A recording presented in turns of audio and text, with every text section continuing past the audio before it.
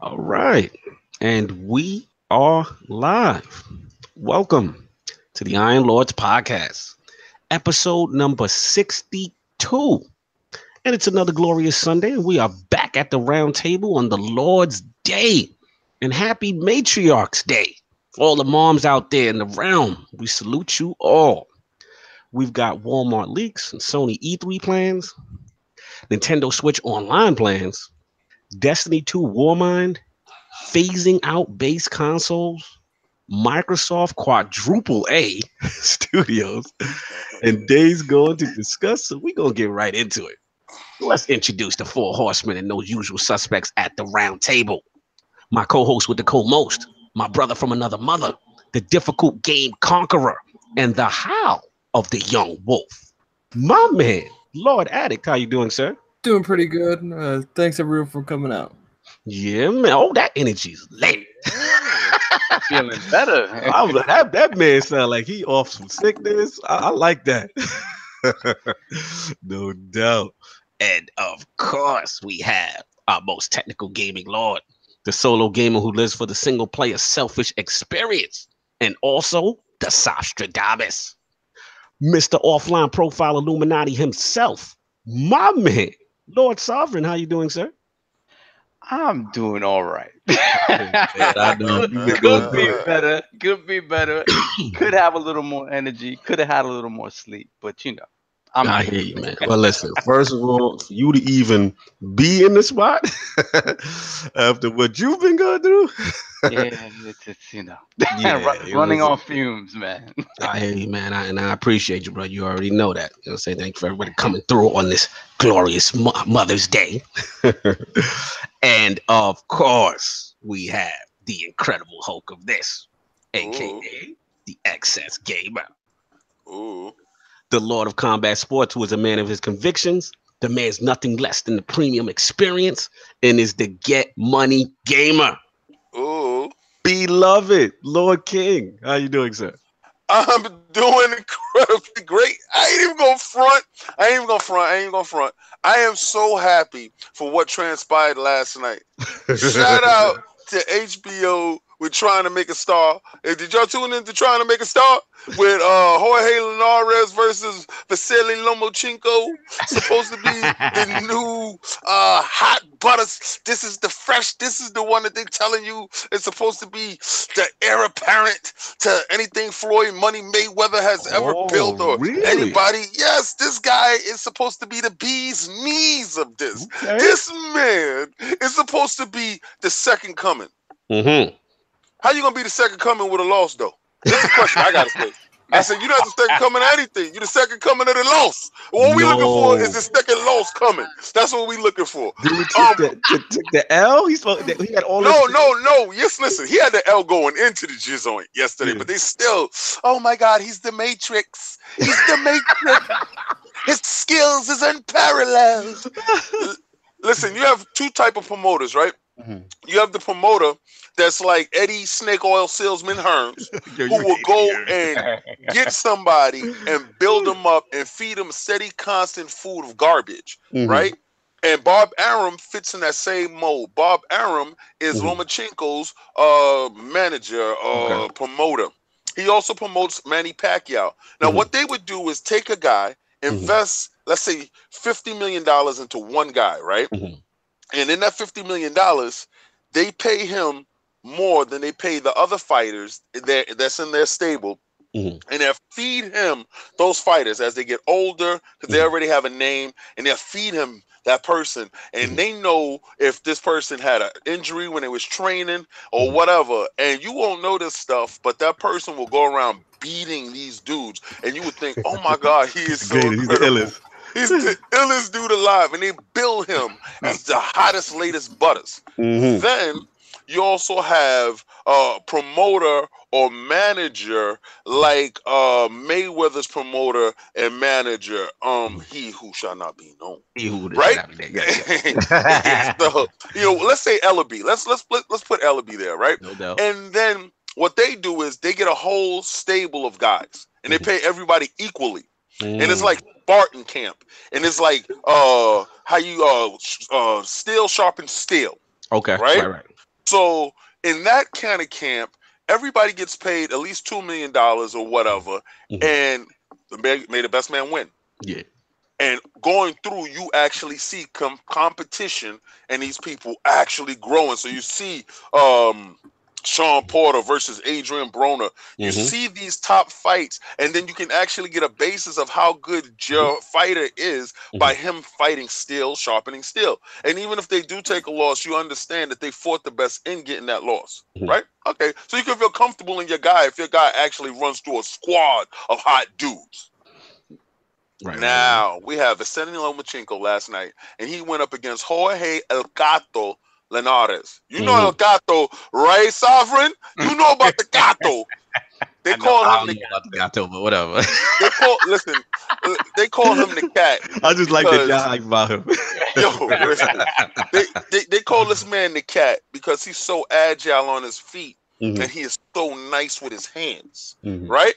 But he's underpowered. This is his knots. He's underpowered, and maybe his face might give out on him. Okay. Like scar tissue. Exactly. He may take too many shots, and his face give out. All right. So they put Vasily Lomo the Matrix Chenko in there with El Gato, and El Gato was handling dude. First, I gave him the first round, I gave him the second round, I gave him the 6th round, and I gave him the 9th round. He got knocked out in the 10th round. But in the 6th round, Vasily Lomo Amzohachenko got caught with a straight right hand and put him down on his butt. Oh, wow. That let me know one thing. If you in there with a real dude, that's what's up. If you in there with a real dude, he's gonna put you away with that one shot to the face. It was a clean shot to the face. Don't be fooled by what y'all saw. That's HBO crap going at it again. Showtime had nothing to do with yesterday. This is HBO. Thank you. I just wanted y'all to understand it was a good fight, but how they set up fighters. And if you feel good about your fighter, you got to know that he can get in there with anyone in the world at any time. Can't feel good about that guy. That guy did not pass the smell test. Yeah. So we had that. So that was that for HBO boxing last night. El Stinko. Not the premium Showtime. You get the Nano from the King. You stupid. Yo, Lord Sov, did you catch any UFC? I didn't catch it live, but I did see a little bit this morning, and I saw. Oh Lord, did I? I never in my life would I think that a fighter would get caught in his career. Yes, with the same kick. Lord Addict, you would appreciate this one. I know the Combat Sports is not your thing no more these days, but Lord Addict, you would appreciate this because we grew up the Anderson Silva fans, right? So we know that his famous knockout, one of his famous knockouts, is the front kick to Vitor Belfort's face. That actually made the cover. Did they make the cover of a UFC game? Yeah. Oh, hold on. We got Lord Fonzarelli in the building. Yeah, Fonz. Let's go. Right on time for the UFC. Lord Fonz, how you doing, sir? Hey, what's going on, guys? Absolutely. Did you catch the UFC last night? Oh yeah, We're just about to get into that card. We're talking about the Vitor Belfort Lyoto Machida card. Did you see that, sir? Yeah, I saw that Lyoto Machida, or I should say Vitor Belfort, hasn't learned anything from Silva. How crazy is that to get knocked out with the same style front kick, the same positioning technique? Have you not evolved? Like, what is going on? And that is the problem when you have the geriatric league, Thank you. Bellator awaits. I just think, look, you get to a certain age and, it's time to hang up the gloves. Yeah. Time to hang them up. And, for Vitor, he's never been the same since he's been off TRT, Facts. Thank you. Thank you. I was just about to go there. A lot of these dudes relied heavily on, steroids and stuff back in the day. And now that the, UFC's cracking down on that, some of these guys can't hang. Yeah, it's facts. I mean, it extended careers. And let's be real, like Vitor had a run, during the TRT phase for his age group. Because, I mean, Vitor's been around a long time. I remember Vitor, the Phenom, when they was calling him the Phenom, 19 years old. And he was like a Tyson back in the day, right? And this kid just stormed the league. He's been around a long time. And just to see, like I said, he had that downside. Then he kind of had this crazy upswing during the TRT era. And everybody was like, oh, come on, bro. We know something's going on.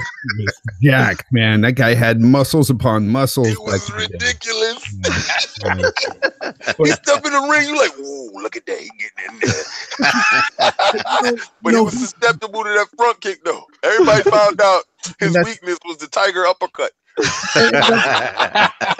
That's the thing. You got these two older dudes that they're both on an even keel here, and you think it's going to be a better fight and maybe a better outcome for Vitor here because let's face it, Lyoto hasn't been the same either. Good point. But that kick was so fast, man. I gotta say, it was faster than the front kick that Silva threw. Yep. Yes, it was. Now here's the point. I think we missing one point. Did y'all see the after effect that he just stood there? He didn't know whether to be disrespectful or like have reverence for him. So because this was it was in Brazil. So this was the Brazilian showcase, and to see him just show that restraint and then just bow to him like I buried the legend. He thought he killed him. It's like he killed him, and then he just said respect. Like King. Remember when we used to watch the old Kung Fu flicks? I saw it. I saw it. Bruce Lee put the thing over Chuck Norris' body. Yes. That's how it felt to me. It felt like he killed the legend. And then that was it for him, hopefully, because financially, these guys have to fight in these geriatric leagues. This is what I've been talking about for a long time. These boxers don't have, and these UFC fighters, combat sports in general, don't have managers. They're like going to a community college, right? And they don't have the financial advisors and stuff like that for people to advise them to save their money, to invest in these properties, to do this smart way, and set up a 401k plan for when this is over, because this is going to be over. What we saw last night was an exclamation point on somebody's career. And it was so sad. Did he stand out other Lord Fon from the fights last night? Because I got one from Bellator, but I want to finish up UFC. Yeah. Well, did you guys talk about the rest of the card? We have not. Amanda Nunes? You can hit it now. Amanda Nunes. Yeah. And here's the thing about Amanda Nunes. Last night, to me, it seemed like kind of an off night for her, but it was a good night for her. You know what I'm saying? Was. She didn't look as good as sharp as she usually does. And I think Pennington just had no business in there to begin with. And when she basically went to the corner and said no mas, her corner should have listened. Her corner said nah. We gotta talk about that quick too, because I know it hurt your thing. There's a big controversy right now when she came out that last round, and she went to her corner, says no, I'm done, and they were like, come on, go back out there. And it is a big point of contention, LordFon. Now, where are you at with that? Because I'm seeing some of the community saying like, hey, you have to listen to the fighter. The fighter doesn't want to go anymore. You throw the towel. And then I'm hearing the fighters saying, hey, I would want my corner. Like Misha Tate was like, I would want my corner to do that, to get me out there, to give it that last whatever. Like, what's your feeling on that whole thing?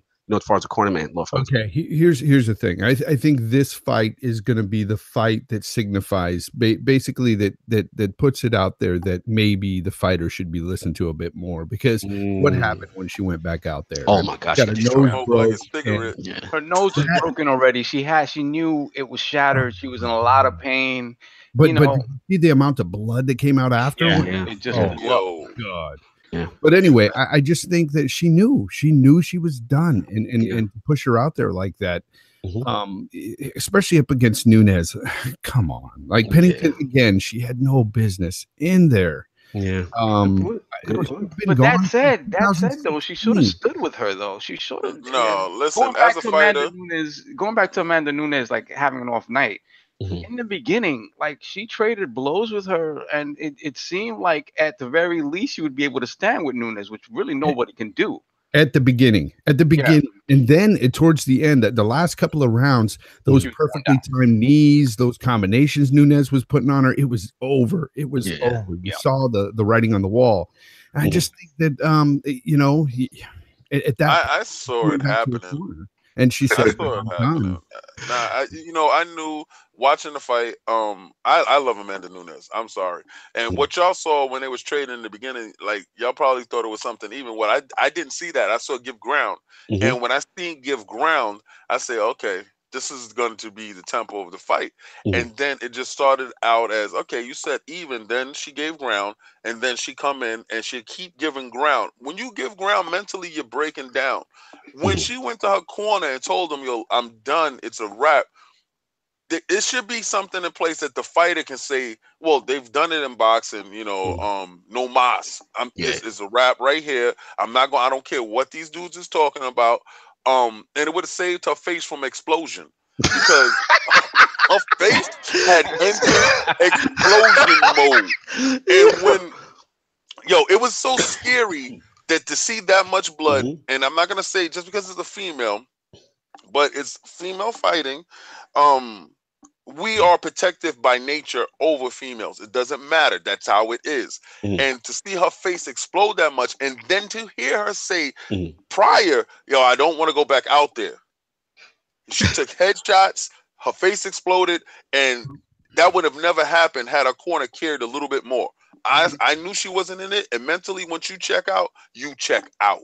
And I would say, once she says she's done, her mind wasn't there, no matter what. Like, she went out there and tried to go through the motions, but she was mentally done. Like, there was all she wanted to do was defend herself and find a way out of there. And the problem is, you have Amanda Nunes coming into this fight. She was 24-6, and you got and Pennington was 9-5, and the last time she fought was 2016. Why was this girl there? That is my whole point to this. Like, it makes no sense, and I don't know what transpired there. What made the UFC say, "Hey, Pennington's next in line"? I think honestly because the what you call thing fell through, because they were trying to get the Cyborg fight with her, right? And I think for whatever reason, I don't know, that fell through or whatever. Then this kind of came up. That's, let's be real. Like, that's the fight people want to see, right? Oh yeah, that's the feeding that I told you. You feed absolutely fighters, other fighters, and they're not capable of being in that same ring with that other fighter, and detrimental things like this happen. Yeah. So let's move on. We had also on the card, we had what was we had, Fonz? We had Jacare Souza versus Castellan. Yes. He's my new dude, Jacare. Yeah, Jacare. I got the boogaloo. Yeah, I know this is true, but I like him though. I like him. Jacare's lungs. His lungs are not right, man. Yeah.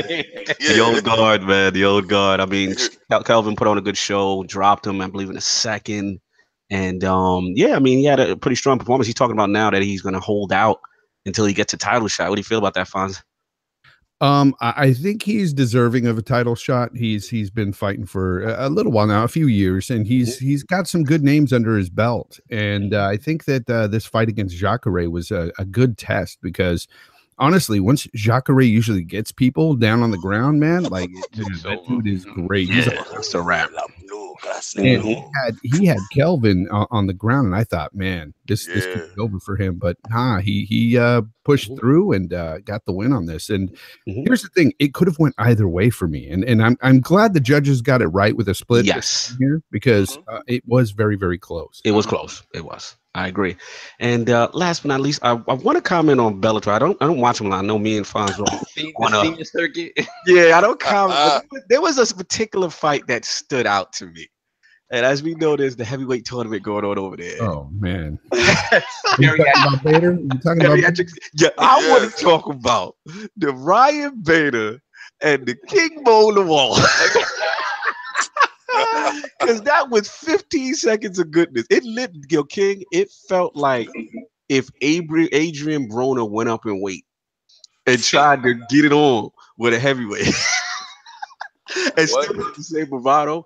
In 15 seconds, he got his wig split. Like it was the quickest hook and dropping, and he was literally asleep. Like I knew it was so bad because I think 50 was like at Bellator. 50 been doing a lot of stuff promoting with Bellator and he gets promotion credits and payment from Bellator. Yeah. Yeah, man. So basically, like I don't know where they were fighting. What Indian casino was this at?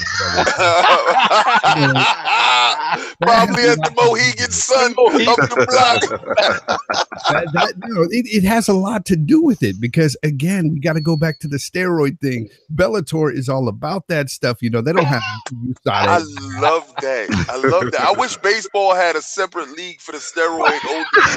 I really do. And I love the fact that Bellator is like, over here, we don't check for that. Just come on in. I love it. Dizzy, shout out to Dizzy in the chat. He said, "Oh, this is why he tried to get a fight with Rampage." Yeah, I heard the rumors with Rampage and 50. I don't know what's going on. I just know him and Coker is doing some business.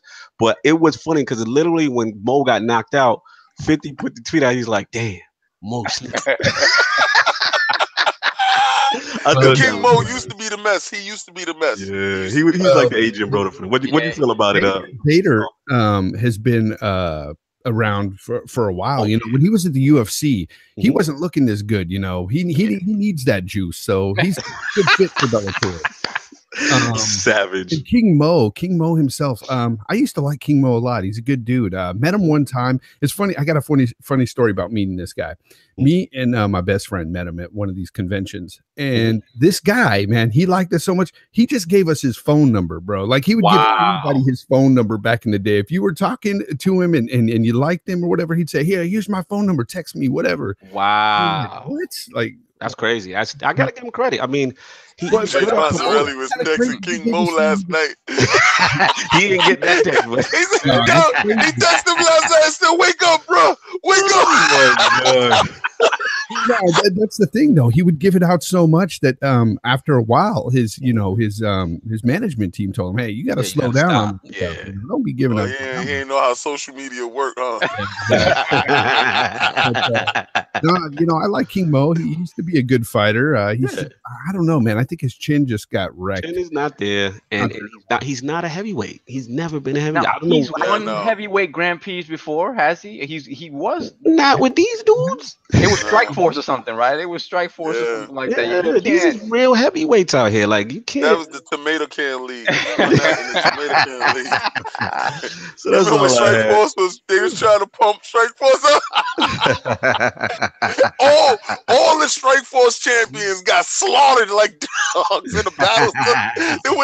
When UFC got them, I'll never forget it. When UFC got a hold of Strike Force fighters, they could not wait to put them in the ring with the real fighters. It was a wholesale slaughter. The only people to do well out of Strike Force was like Ronda Rousey for a while, and Ben Henderson. Until we found out about what really do. Ben Henderson came from the WEC. WEC. Oh, that's right. WEC. That's right. Acquisition by the UFC that had some stars, some legit stars out of the WEC. We still have Cowboy Cerrone to this day. We've got Ben Henderson now. I like Cowboy. We've got so many people that came out of there that were great fighters. WEC is one of my all-time favorite leagues, man. Absolutely. They always put on a good fight. Yeah, man. So it's a good got a bunch of cards last night. Yeah, the Combat Sports taking us. Shout out to TF Guard in the chat. Going hard. Shout out to you, TF Guard. I know we got Fonz in the building, so Combat Sports had to go down a little longer than usual. I even watched that Lomachenko fight. I watched that too. Yes. What did you think of that? Because I've been saying that Barbaram's been propping him up. He's gonna put him in there with Manny Pacquiao. Manny Pacquiao can catch a resurgence because Manny Pacquiao can still crack. He'll crack you in your head and split your dome straight down the middle. And I want him to hit Lomachenko so bad. It's funny. I kind of see that. But at the same time, there's glimpses of Manny Pacquiao I see in Lomachenko. But is he as good as Manny in his prime? Nah, I don't think so. No doubt. All right, so we got for Combat Sports. I want to get a question and shout out to Lord Victor Alistine in the chat. He says he definitely wants us to do a question and answer segment. Maybe at the end we can do that. But I'm going to actually give him a favor since he was dealing with the combat talk. He's basically asking a question concerning Halo. Do you think 343I needs a new leader other than the Bonnie Ross? I like her, but I feel she's taking Halo in the wrong direction. Perhaps she needs a new studio with a new IP. What do you think about that, Lord Fonz? Talking about Halo and what now? And Bonnie Ross. Yeah, like basically they're saying that 343 needs kind of like a new leader. So I think that Halo needs a reboot completely. Yep. I think the route that they took it with Halo 5, because I'm playing through the Halo 5 campaign again. Don't ask me why I'm putting myself through that shit, okay? Interesting. Yeah. But I'm doing it again, and because I'm trying to give it sort of a second go through on the X as well, because on the X it's beautiful, man. Oh yes, absolutely. But man, I just keep thinking to myself as I'm playing through it, man, this game just needs a reboot. Because here's one of the things about Halo that I think that needs to be reworked. I think the guns need to be all reworked, man, because that's about this game that feels so stale. These same guns, we've been playing with these same guns forever. And I think that's the one thing we really love about Destiny is always having these new everything. Even when they're reskinned, they're doing different things. Do something different with these weapons. Gotcha. Fair enough. Solve and Addict. Any feeling about Bonnie and Halo's direction? I agree with Fonz. Like they need a reboot. I wouldn't mind a third-person action game in the Halo universe with Master Chief. Like you know, I said it before. Master Chief, he's like a 7-foot tall, like cyborg. Like you know, let's do some more stuff with him other than just shoot and be able to like to run fast and jump high. No doubt. You can do a lot more. All right. So, Attic, what have you been playing, man? Let's get into what the Lord's been playing. When it comes to this whole Halo thing, you guys are idiots. You want more the same? Look. People put jumping. People put dashing and sprinting into the Halo, the Spartan dash and the sprinting in Halo, and look what the outcry was. Yeah, community. Halo. Look, like the people who play Destiny, the people who play Halo, both of them they played both games, but they're completely two different player base. If you be switching up, making the third party, like, look, people might play it, but you're going to have half the fan base be like, I ain't messing with this. It's not Halo. You got the other half of the fan base is going to be like, well, I guess it's okay, but, you know, I'm probably not going to pick up a sequel. Look, they're taking Halo in the right direction. They just messed up on the story. Okay, so that's what happens if 6 is a dud? I don't think 5 wasn't a dud. I thought 5 was really good. 5 story was a dud. I'm sorry, the 5 story was a dud. You can't deeming the story as the whole game. Multiplayer is still one of the highest played games on Xbox. That is true. You're not tired of any of those guns, man? Well, I mean, maybe. You know what's Jay funny? right. The same people, like you just mentioned, Destiny. The same people saying this are the same people who got the same 3 guns they go into every multiplayer map with. That is true, and maybe Lord Fonzarelli is right when he says that maybe he wants a little bit more variety when it comes to guns in the main campaign. I feel exactly what you're saying as well. I think the story is the only thing that needs to be overhauled. They need to make minor tweaks to the multiplayer and bring it to the next game. And they need to they pretty much need to fire whoever made Halo 5 story. But the story was decent, though. Y'all didn't like the fact that his Ace Boon Coon turned into a 100% bad. We all know why. They lied to us. But see, here's the thing. They did lie. Still holding that against them? That's right. That would have been more exciting. Look, they did lie. What, him in the desert with a scarf on his neck? Why the hell does a spark need a scarf? That's hard. That's Halo 3. That's not Halo 4. No, I'm talking about that. They stole 5. The trailer. When he was in the desert with a scarf on his neck. Why the hell does a spark need a scarf? 3. That was wait, hold on. Yeah. That was 5. They had both. Yeah, he had scarves in both. Halo 5. Its story was bad. I liked the overall concept. Trying to get the new black bald-headed dude in there. No, it's not even that. It's the fact that, like, you know, I work at a job, And they tell me when they're training me to talk to people, it was like, keep expectations on a realistic level. They went out there saying, this is what you're going to get. And I understand why they did it. They did it to hide the fact that Cortana is fucking crazy. Oh, I apologize. I shouldn't have said that. That's right. I love the fact that she went nuts, though. I love the fact to show that Cortana went crazy. But at the end of the day, there's better ways to hide that fact than blatantly lie to your player base. So you saying the Triller guy messed up? And that's the thing about it is once you start playing the game, the Cortana stuff doesn't even get shown to you in an interesting way. Like she's going crazy, and that Cortana, he's gonna have to make some choice. One of they did in the game, right? Cortana showing up in the Earth solar system. They're sitting there. She's like, "Oh, I found you." She takes the whole planet down. Like, I loved it. I see. That's why I can't. That's like one of my best Halos besides ODST. Like, dude, when she did that, I flipped out, man. And you like fighting the same boss over and over. Yeah, fighting the same thing. Story, though. That has to do with the story. I said the story needs to be rewarded. Yeah, that kind of sucks. Yeah. How they need to go into this is they need. In the second, because like people want a reboot. No, I want to find out what happens to Cortana. I don't care about your guys' reboot. Yo, me too. I'm like, don't mess up the story yet because I didn't get to the end yet. I want what they need. But can we kill off Locke right at the beginning in 6? Yeah, that's no. I think what needs to happen is they need to go towards that Halo 2 direction. Where Locke is a second character and he's not the primary focus. But they're trying to be the primary. I think what it is they really tried to do something different. They did it wrong though. Yeah, they didn't fulfill what they tried to do. This is what they did. Yeah, they like let's take God of War for instance. They're introducing his whatever his kid's name. Yeah. They're building the fan base to love this little kid. They let you fight with him. In the second one, he's going to be older. In the third one, he's probably going to take Kratos' spot. Like they're giving. They're probably going to fight each other, and he gonna go mad like Katana, and you got to kill him. Like this is how I like. Okay, you get into the first one. God of War's letting you build up to it. And if they go that way, they can go that way because they built people up to like the character. Sure, people are still going to be mad, but you can't kick the door open and throw a grenade and kill Master Chief in the same motion. Like that's literally what they did. Yeah, I wasn't a fan. I mean, at the end of the day, like I said, I felt that was a little bit misled. Could have took over the game. Is not terrible. The game is not terrible. The multiplayer is fantastic still. Yeah, I do agree with Fonz that they do need to, start popping up as far as the variety with the gunplay and stuff like that. And that's why, we still, Lords here still love Destiny for that fact, that gunplay. But yeah, it's just the story. That's my main thing. At the end of the day, the story needs to be reworked. There needs to be more of a character development. You can't have a talking scene a whole chapter. There was a whole chapter. Little Fonzarelli. When Bungie left, they took the guns. Yeah, Bungie took the gunplay.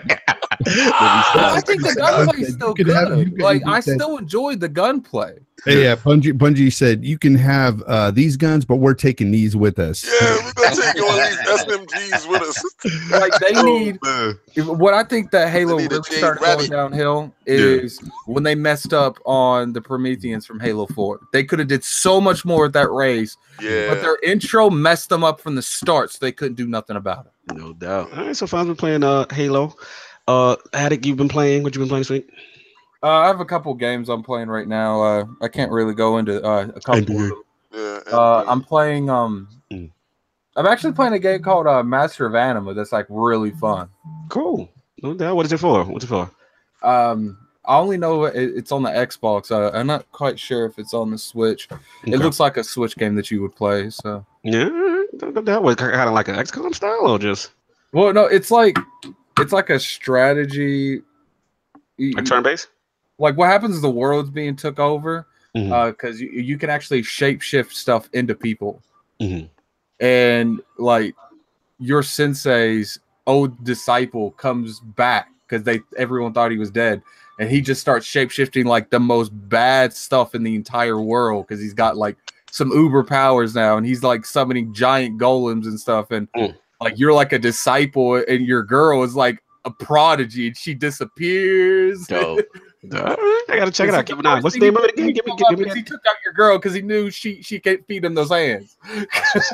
Give the name of the chat again one more time because that sounds pretty cool. It's called Master of Anima. It's a really fun game. Like you can at the beginning you could only summon like soldiers, but now I'm able to summon soldiers and archers, and you have to like work them together to make, because like together individually they're useless, but like you keep the archers in the back, the soldiers in the front. The soldiers will pretty much be meat shields for the archers to attack. Like, and I've only unlocked 2, and there's like 6. No doubt. Y'all a bunch of idiots. Yo, the chat is that's true.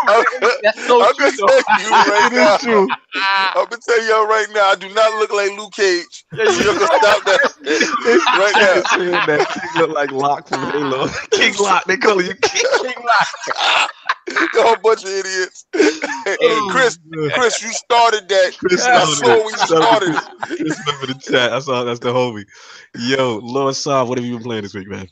Nothing, man. I wanted to play some God of War, and I played Nathan. The only thing I played was a little more Tropical Freeze on the Switch. Holla. Yo, you know what I want to play? I know what I want to play, Lord Sovereign. A Way Out? That we started, that you didn't help me finish because you got the game. Y'all finish the game, please. I bet you finished it, though. No, by myself. I just want to throw that out there. Me and Kid beat that in the same day it came out, pretty much. What's going on? I know what you did. Yeah, I'm just. Whoa. But you also beat God of War in like I don't know how many days. Like, don't talk to him. Your name is Addict for a reason. I can't. Absolutely. Lord King, what have you been playing this week? Okay, so oh my God, I could not wait for Destiny to come up. Oh, he said Luke Cage season 3 coming. King David, let us know. Oh yeah, I've been playing Destiny. I forgot about that. Oh, I couldn't wait for Destiny to come out, and when it came out, I felt like a newborn baby back at it again. But also at the same time, I mean, because shout out to your pod shots that I've been actively Flashpoint baby. Yo, I was actively inside the flashpoints. Trolling, like, let me see, and I said I can't write anything inside because I wanted to troll, but I couldn't. And I'm a super fan. I'm one of those little side fans in the corner. But y'all was putting me up on stuff that I didn't know what was going on, and we're gonna talk about that later. Yeah. But PUBG did some crap. They put back out the Miramar map the same day that joint came out, and I was going back and forth with Death and with Monkey playing Destiny and Chris, and then sliding back into PUBG. I was a man torn. I was a man living a double life. It was not good. It's all good, man. So as long as you get your dinners, I see Death in the chat, aka Blizzard Beats any Sony dev in there, so I know that's your crew. You know what I'm saying? Yes, sir. No doubt. Shout out to Bring Harmony in the chat. New person there. Bring ILP. That's Iron Lord's podcast, brother. That's what it is. Yeah, for me, it's just been Hey, hit those likes because it's mad of y'all in there. What's going on? Yeah, it's a lot of love today. Hit that like if you think he looks like Luke. Hey man, stop that, man. Yo, addict.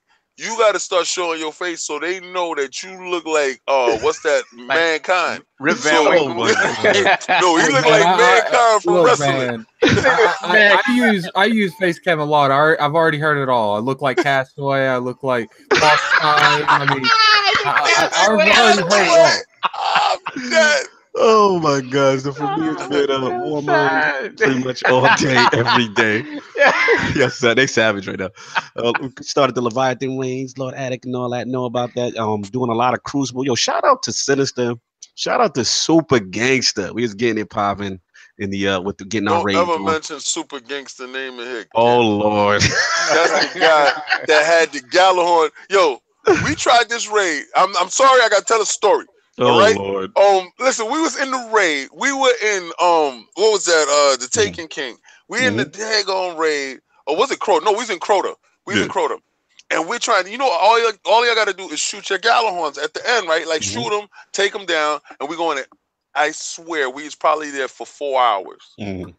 When we beat him, Super Gangster says, maybe I should have took my Gallahorn out of the locker. Shout out to Super, man. Y'all killing my boy, man. He came back. No, I ain't gonna never get off his neck off of that. My foot is on He your made a neck. rookie mistake. He made a rookie mistake. But No, he was a veteran. well, actually, you know what's funny? You know what's funny? Quick He did it story. again? He pissed off Lord Attic last night because Yeah, thank we you. were doing the Leviathan raid. Lord Attic can tell you the brief version of it, but it's just like, yeah, Lord Attic wasn't pleased with their teamwork because the Leviathan raid requires a lot of communication, a lot of teamwork. Felt good, but it seems like that side on the solar side with Addict and Super Gangster wasn't going so well, huh? Addict, you had some issues? Man, I'd rather play with my 10-year-old brother. Thank you, Addict. I appreciate that. So Shout out now to that we Super, man. know We killed him. King ain't the one with the problem. Like, Yo, shout out Native. What's up in the chat? Nicholas Super Grimm. was good and everything. It's just he wasn't doing little stuff that he needed to do, like calling out what colors is on his part. Like, that's important. Do you expect me to go run around, find these little crystals or whatever they are, go over there, tell them your job, and then go do my job, and then go do Cognito's job when he's doing Sinister's job, and then go back and do Gangster's job again? Facts. Like, no, like I got too much to do, and I can't come back just to tell you what crystals is on your side. Like, stop acting like you didn't go to elementary school. You ain't colorblind. You know what Destiny Rage bringing people together once again. Yes, last point I want to make is with the whole raid thing is shout out to Xbox LFG because of Xbox LFG we have got some of the funniest elitist random people in R6 when we are missing 6 people. And shout out to the dude who was 360 light, who came into our chat, saw that we were 340 light when Addict mentioned how his light level, and immediately left the chat as soon as he heard our light. He was right, though. He was right. So you can't say that. He was right. That's Chris. That's Chris. That is Chris. Chris is the captain of the bougie. That's usually me, but not that time. All right, so let's get into it. We've been rambling long enough. All right, last week's poll results are in, and the people have spoken to the question: when negative impressions or preview coverage of a highly anticipated title are released to the public ahead of its launch date, how much does this impact your decision in buying the game? The winner at 41% in a razor close 4-way ILP poll was it has no impact. If I love a game, I will still buy it group. Yep. Coming in at second, though, super close, 38% was the only if I'm on the fence about the game group. Shallow third place, that 16% was you just scared of that Metacritic fam. And coming in at last place, it was a huge impact, won't buy the game. What do Lord Fonzarelli think about this? Man, usually for me, it has a little bit of an impact on my buying decision when I compile a bunch of different reviews, especially from maybe sites and people that I know personally. If they talk negatively on something and give me their explanations and it makes sense to me and it resonates with me, then it may impact my buying decision. But for the most part, I like to try the games myself before, hopefully if there's demos or whatnot. Usually though, I know if I'm going to like a game, before it comes out. Facts. I hear you, man. Lord Sov, real quick, I want your feedback on this. I mean, I feel the same way. I've done it less recently, but I'm usually pre-ordering games. If I know it's something that I want, I'm going to get it and I'm going to play it. I'd rather, I like to read reviews and stuff and people's opinions on the stuff after I've already played it and kind of see where people's opinions of the game vibe, how they vibe with mine, how they're different. But, I want to experience it for myself. I mean, every now and again, you're going to find like you're excited for something and it turns out to be a dud, and then maybe you have a little bit of a buyer's remorse. But after, beyond that, I'd rather play it myself.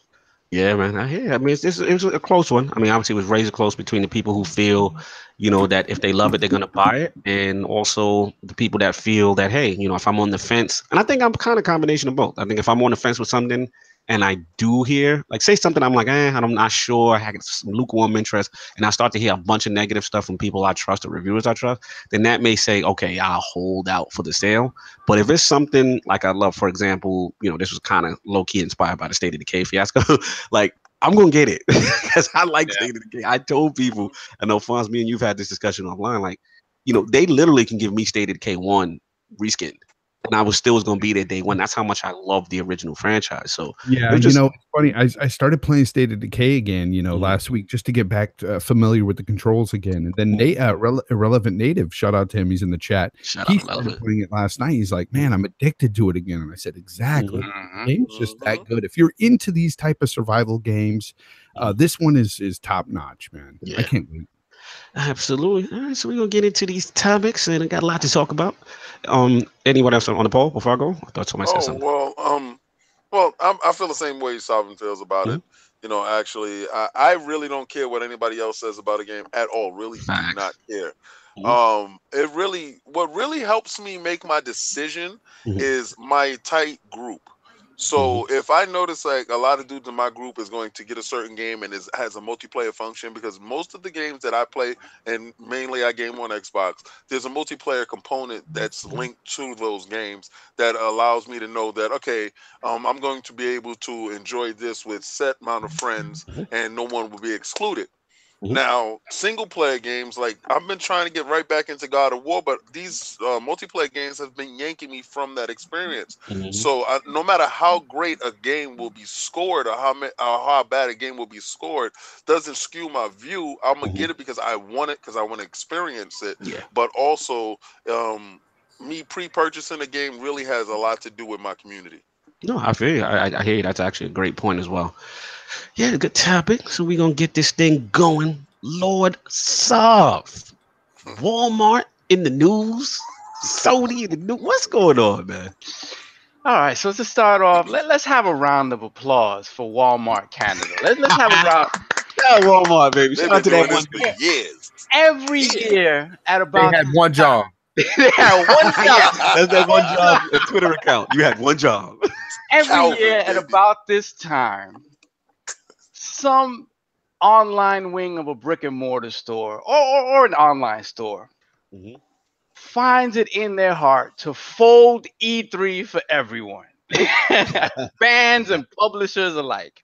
And this year, Walmart Canada stepped up to the plate and they hit a grand slam. They had a lot of traffic. Oh, Lord, did they ever.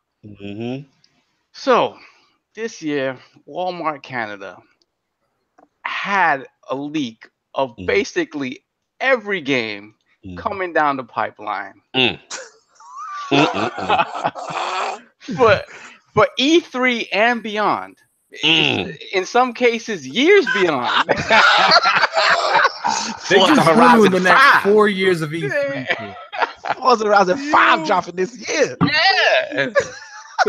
So let's get into some of these titles. The big one that people are talking about, because this is the list part 2. This is the list part 2. Hey, I fell for that last list.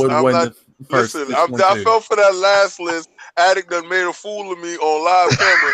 I'm not doing it again. We don't buy t-shirts. I bend the knee. We gotta go buy t-shirts to go to E3 with the t-shirts again. Addict, I bend the knee early. He don't want none of that list smoke, man. None. Nope. Let's take it in chat. What's going on, man? Happy Mother's Day to all the mothers out there. That's what's up. Happy capitalistic day. Because you're a mother every day. True. Every day is Matriarch's Day. Continue. There we go. All right, so the big one that's been talked about on this list is Rage 2 from Bethesda and id Software. It's kind of a surprise because a lot of people figured that Rage, the first one, didn't sell as well as they had hoped, so maybe it wasn't getting a sequel. But I mean, Bethesda's shown in the last few years that they're willing to take risks on properties that they own and bring them back out. Yeah, right. You know what that is? What do you think it is? Yeah, that's we made 2 stacks on Skyrim. We can afford some loss. Well, yeah, but they made stacks on Doom too. People not like Skyrim. With to this day, people still buying that stuff. Skyrim and Fallout is a whole another beast. Like I would go Fallout, but okay. You don't want to give Anchor his shot. You don't want to give Anchor his shot. Wait, shout out to Anchor. Anchor's isn't he a Skyrim fan as well, or he's more Fallout? He's Fallout. He's a Fallout boy. Yeah, to the Street Fallout. Yeah. So Rage 2, I believe tomorrow we're probably going to get an actual reveal from Bethesda themselves about Rage 2. So that turns out to probably be true. And then looking at the other stuff on this list, Splinter Cell, which has kind of been hinted at, but still, hasn't had an official announcement. So they folded that for Ubisoft. The Division 2, it was already mentioned that it was going to be there. Last of Us 2, Sony already mentioned that they were going to focus on, and we'll talk about that in the second part of this topic. Going to focus on specific games, so we knew about that. So let's look at other stuff that hasn't been announced. Just Cause 4 by Avalanche. The original Just Cause 3 came out about 3 years ago now, so it makes sense. That game, I think people were excited for Just Cause 3 because Just Cause 2 kind of blew up because of how crazy of a murder simulator it was. And but can they implement something in Just Cause 4 that makes me want to finish that game? Oh yeah, they're not gonna give you a story, that's for sure. You're not getting anything of that. They're gonna give you something fun to do in the world to blow stuff up, and that's about it. The first one when it came out on Xbox was kind of broken and janky. They fixed it somewhat and it runs a lot better on the X, but no X enhancement for that game. It needs an X enhancement. That game will not get an X enhancement because fundamentally to the core it runs horrible. It is broken, but I love that the wingsuit. The wingsuit is hot.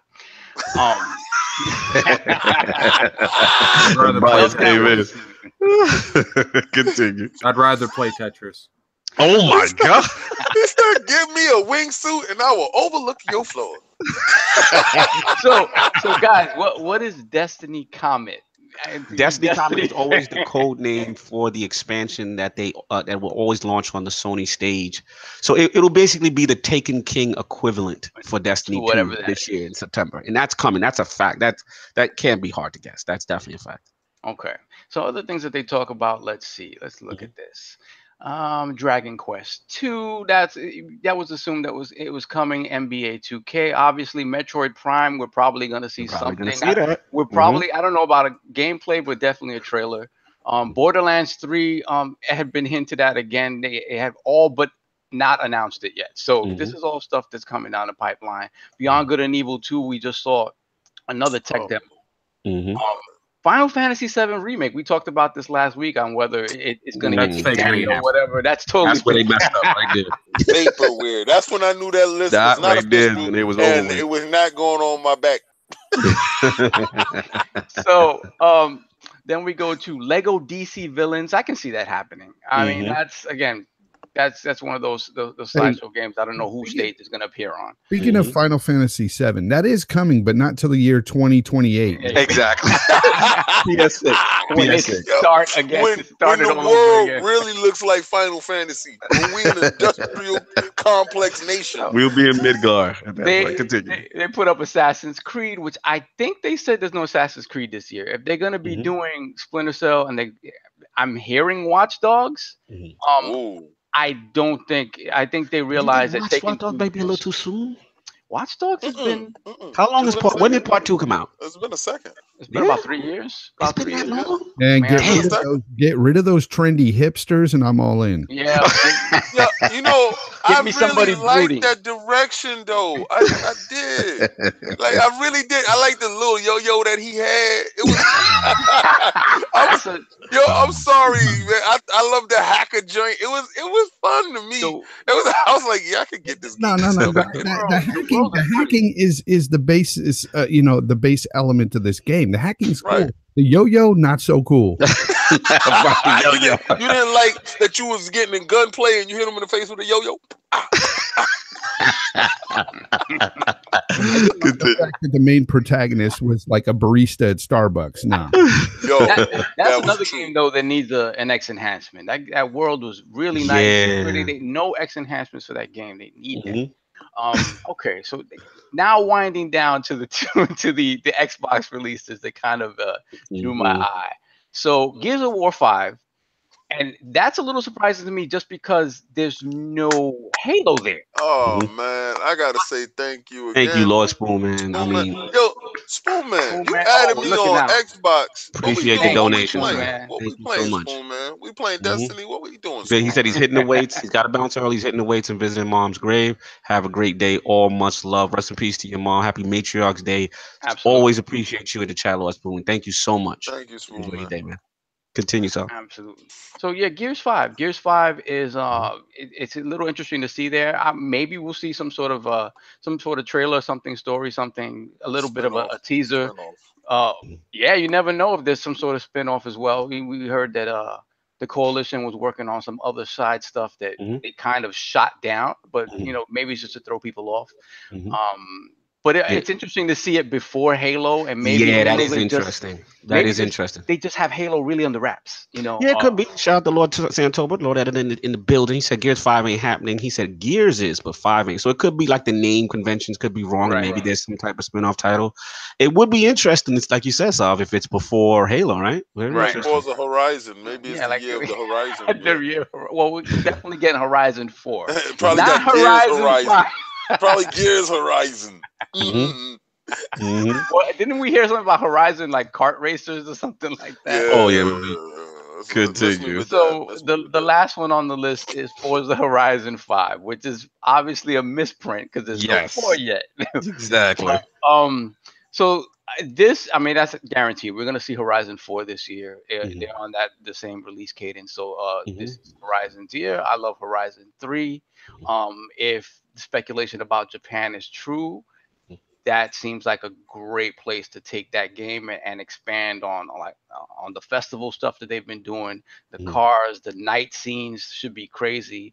And with this one being built from the ground up for the X, it's guaranteed to be a beautiful game. So excited about this stuff, man. So the funny thing is, Walmart, after all this happened, they say, well, so they didn't run it back or anything like that. They didn't specifically say. They were like, oh, these are just like just speculation on our part. This is speculative on our part. They couldn't do anything to run it back. It's out there. I don't know if the page is available anymore. They might have cleared the page out, but so yeah, they folded E3 for a bunch of what I'm sad. I'm sad that I didn't hear anything on Dragon Age. I wanted to see Dragon Age. Yeah. Lord Fonzarelli, all this is fake news. You scarred from last year's leak. No. Donald Trump publicists put this list out. Don't pay this no mind. All right, let this wash over you, because you will get that Dragon Age, because I want that as well. Don't pay none of this no mind. And Randall Thor has been on the show. We love him here. The room is beautiful with him in it. It's fantastic. Yeah, absolutely. Shout out to Lord Rand. We might be seeing him soon. Lord Matt, don't worry about it. Yeah, this is interesting. I mean, we saw this before. I mean, I'll jump in real quick. I kind of think majority of this is kind of true. It's not that it's true. It's just like common sense kind of stuff. Yeah. So I don't think that they're like, so out there. They just got a lot of typos. The Gears 5, the Forza Horizon 5. Shout out to Dizzy in the chat. He said that it's 5 because Thanos snapped the glove. I'm done. But yeah, man. I mean, listen, at the end of the day, I don't think this is too far off. I think there's some truth. And I thought what was interesting is how Bethesda reacted to the Rage 2 leak. Did you guys been paying attention to that? It almost felt like that was their contingency plan, because they knew something was going to leak, or it was planned all along, and they were just ready to do this because they've been playing with it on the social media page. I don't know if you guys have seen it. They planted Calvin in Canada. So I'm just saying, I'm leaving the same point. Vast majority is what I feel is common sense and stuff we knew. But let's get the addict in on this. What do you feel about the Walmart leak? The Walmart league? Yeah. True, not true, common sense. I mean, no, I think 100% is true. Yeah. Okay. The only thing I think people get placeholders confused. Yes. Just because Final Fantasy is on there does not mean it's not going to get put in December of 31st, 2018. The majority of these games are going to be like that. Every game you think of is on Walmart that doesn't even have a release date. You could pre-order so many games at Walmart. You go over there right now, you could probably find a listing for Final Fantasy VII. Yeah. So they put that on there to build hype. That not even really build hype to let customers know that they are selling that product. Absolutely. This is a question I have, and this would probably be best suited for like Matt Piscatella, somebody who understands like the retail pipeline. How early do these publishers and these companies have to tell these retailers about these games, that these leaks come out so early? Like, do you really have to allocate shelf space that early? Like, it just like it doesn't make any sense. They did this so everyone's talking about Walmart. This wasn't an accident. Makes sense. This is a publicity stunt that Walmart's one of those people that they walk around and they like, I say anything I want. What you gonna do? Not let me sell your game? Yeah, exactly. They're not gonna take it away from them. So I mean, that's like GameStop. Like GameStop, they're in that industry, so they have to be more professional. GameStop could ruin everyone's world, but they have to be more professional because they deal with these people on the regular. Like actually talk to important people, not just the marketing person. Okay, I need this and I need this many of this. Like Walmart, it's like, yo, I could stomp on you. Like Walmart's big. Care. Like, what are you gonna do? Like, so you go to potentially like, just because they could literally come out and say this is coming out this day, this is coming out this day. They might get sued if they're in any kind of NDA. But at the end of the day, regardless how many people sue Walmart, they're not going to be like, yo, you can't sell my product, because they need to get that money back. Yeah, I mean, obviously, that relationship needs to be intact, so we'll see.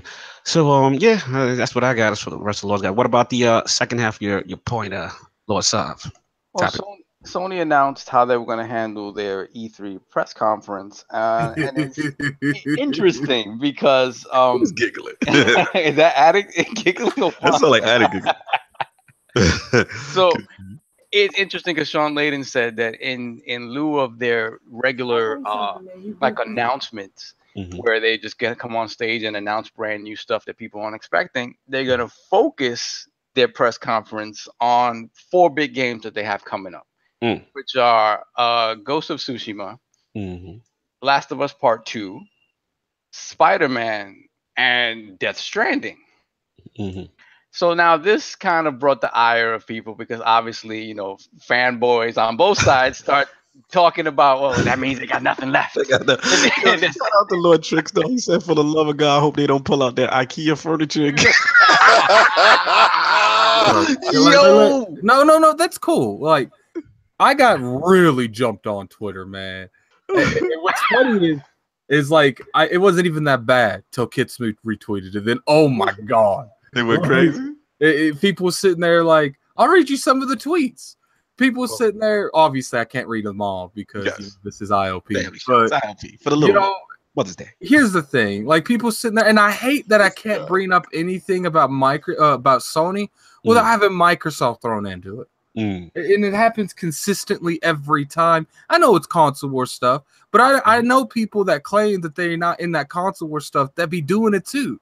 So here, for instance, I said E3 for Sony looking disappointing. Actually, you know what? No, I can't share the screen, but I was like, E3 for Sony looking disappointing. Hope they have surprises, man. Because, and to me, that is what E3 is about. It's that surprise factor. It's that showing whatever you have factor. And like, look, like, I get that people are like, I understand. I completely 100% agree. They've done enough to where they have bought them enough buy time to not have games. But they always announce stuff that comes out 3 years from now. Right. So right now, you said Sony? Yeah, more like 5 years. Yeah, I was gonna say that's a 5-year plan. You looking at that's a financial commitment. Like, you got longevity with them guys. See, here's some of the stuff I had. Okay. Nintendo had E3 just for Zelda. Microsoft last year only announced 1 new game, Ori 2, and the rest were indie parties.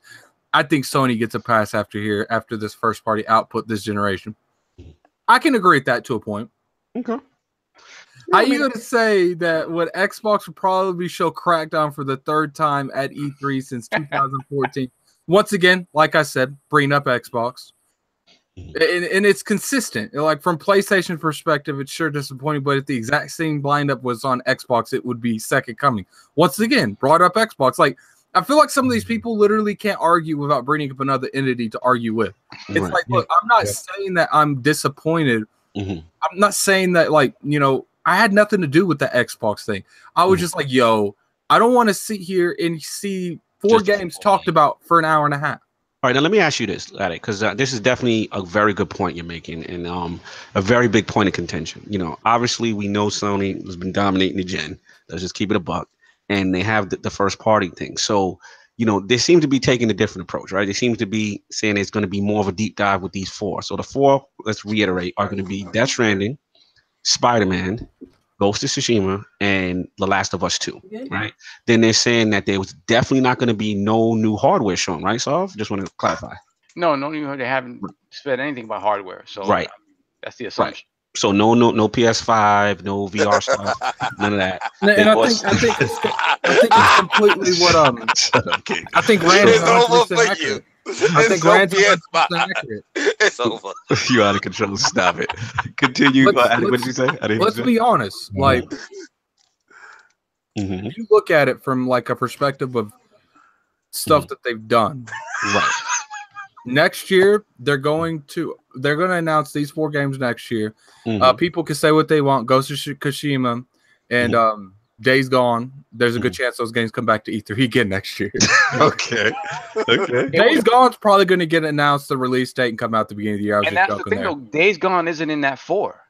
Days Gone is not part of that 4. Yeah, it's not part of that 4. So who knows when that's coming? I know Game Informer has a month of coverage, and me and Addict, we saw that behind closed doors. Oh, you did? Okay. Yeah. So I mean, they've made improvements, but what'd you feel, Addict? I saw that same demo, and who here think that nobody got a chance to touch? With no controller was involved in that. Yeah, fake Jake moving the fake controller, acting like out of a show of hands here, who thinks that they're going to show Last of Us again next year? They can show that. They can show it every year until it come out. I don't see Last of Us coming out till fall next year. I don't see it coming out until PlayStation 5. That's a possibility. I can guarantee. What do you think about a cross-gen game? Lord Fonz. I think these four games. First of all, I just want to say that I think it's brilliant that they let the cat out of the bag early, because if this is all they show, then they don't have those high expectations from this. You know, hey, you know what else? We told you. I think they're gonna have a surprise though. But they're at least gonna have one surprise. I listened to Sean Layden on that blogcast, and he said that, look, these are the four games we're going to go in depth on for first party, but we're still going to talk about third party, and we're still going to have our indies, and we're going to have some announcements. He said so. Some announcements. We don't know what those announcements are. Well, they're going to announce how much the PlayStation sold. We know that's going to be there. I know, right? Yeah. Analytic. It to me, you know, with these four titles alone, with three, I'm very excited for. Death Stranding, I'm still like, what the hell is going on? You know, after Throat Baby, I don't know what's going on. No doubt.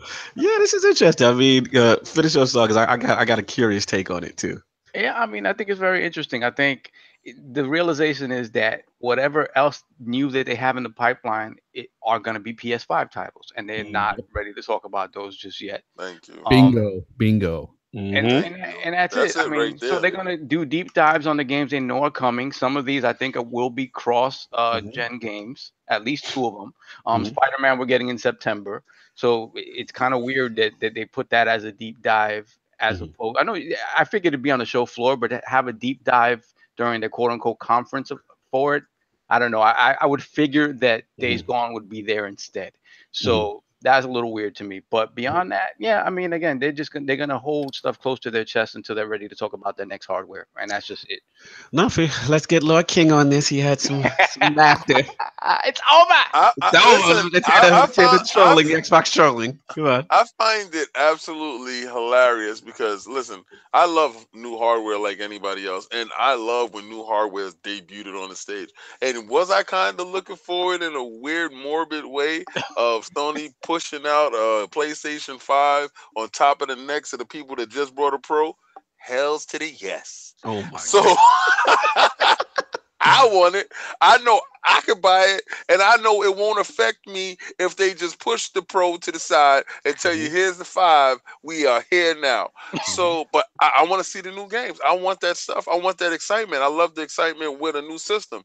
But the fact that they're not showing it, it underscores exactly what they have in the treasure trove. Maybe they do have a SOCOM for that next system. Maybe they do have those games that we want for a next system. Will this does E3 be lackluster for them? I don't really think so. Honestly, I think they're gonna show those games in a way that, because trust me when I tell you, their presentation is always king. Off the charts. They're going to show those games in a way, and they're going to set it up in a manner that's going to make you walk away. They could show 3 games for their show and still win the show. Yeah. Am I the only one that feels like, if you don't like that, you know, that Last of Us feeling, like God of War feels like the exception because of the brutality and the character persona behind God of War. But if you don't really like that way they make, you know, The Last of Us and Uncharted, like, do you guys really think it's fair to point that, like, Sony just don't care? Like, we're gonna make this kind of game over and over again. Like, if you think about it, like big, like budgeted titles they make, that's all they've done. They've never went off the path. I hear what you're saying. Like, I think the problem is that they're proven successful at dominating a lane that supposedly is not supposed to be profitable anymore, right? That single player cinematic story camera angle experience, right? That you may look at it and say, hey, you know what? It looks kind of similar to some of the past titles, and I get that. But with the success of God of War and Last of Us, they have no inclination to stop that. That's a lane that they're winning, they're dominating, and that's solely theirs. Now, I will agree with you on this, though, Attic. I do feel that, listen, I think E3 is one of the greatest, you know, spectacles, right? You get there, you get excited, you want to know what the company's gonna show, and to kind of know everything ahead of time, not everything, but the majority of what they're going to show ahead of time is a little disappointing to me sometimes, because you want that surprise, that wonder. You know, you always wait, like LordSov knows, like you wait to the end of the show, and by the way, one last thing, you know, you love those moments, right? So to hear that, okay, this is going to be it, no hardware, we're going to have our third-party guys come out, we're going to have some surprises. Yeah, it kind of hurt just the inner wonder in me, because I kind of like that aspect. Is that your Fonz talking about? Yeah, but here's the thing. I'll add on to that. But go for it. Doing this podcast, Iron Lords now, and you meeting a lot more people within industry and everything, and then some people who know people that know people, and you start to get leaks and stuff all the time. Absolutely. And it really it does kind of suck, but at the same time, it's like, give me that info. Give me that info. No, listen. I'm with you on leaks. I get it. You know, it's funny you brought that up. You read my mind, because that's gonna be the poll question later. But the whole thing is, I get that. You're completely right, Lord Fonz. I'm with you on that. That's gonna happen. All I'm saying is, I've never seen the company say, yo, this is what we're doing. Yeah. Like, I've never seen, that's like Microsoft said, yo, you're gonna get this, and this. And you're gonna like it. And you're gonna like it, and don't worry about no new hardware. Yeah. Like, that's like, whoa. You know, that's that Sony swagger right there. You know, they know they're on top. They're like, hey, this is what we got, like it or not. You know, at the end of the day, hubris that you was talking about. Is this the hubris? Yeah, you know how it is. It's their turn. Like,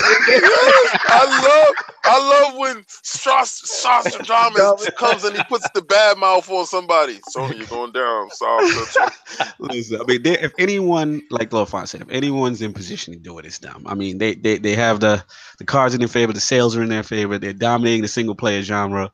You know, like Lord Cognito may not agree with certain things the way they're handling this, but hey, I mean, listen. At the end of the day, we can't act like those games are not quality games either, though. Those games are really good. Those are solid games, y'all. Really good games, generation-defining games. At the end of the day, we know they're making stuff, but people attack me because I said, well, you know, they're like, well, all their studios are making stuff. What more do you expect? I'm like, these are the same people who flipped out on Microsoft because all their studios and they weren't making new games. I'm like, look, like, Is it wrong for me to like just want to be surprised at E3? Same here, I'm with you. That's how I like being surprised. I agree with the E3 thing. Like E3, that's what it is. That's that wonder, especially for guys, going over there too. If you want to spend an hour and a half on one of the most iconic stages in the industry, do that on PSX. Don't on E3. I hear you, Addict, but I think at the same time, I think this shows you that this is the end of this generation for PlayStation.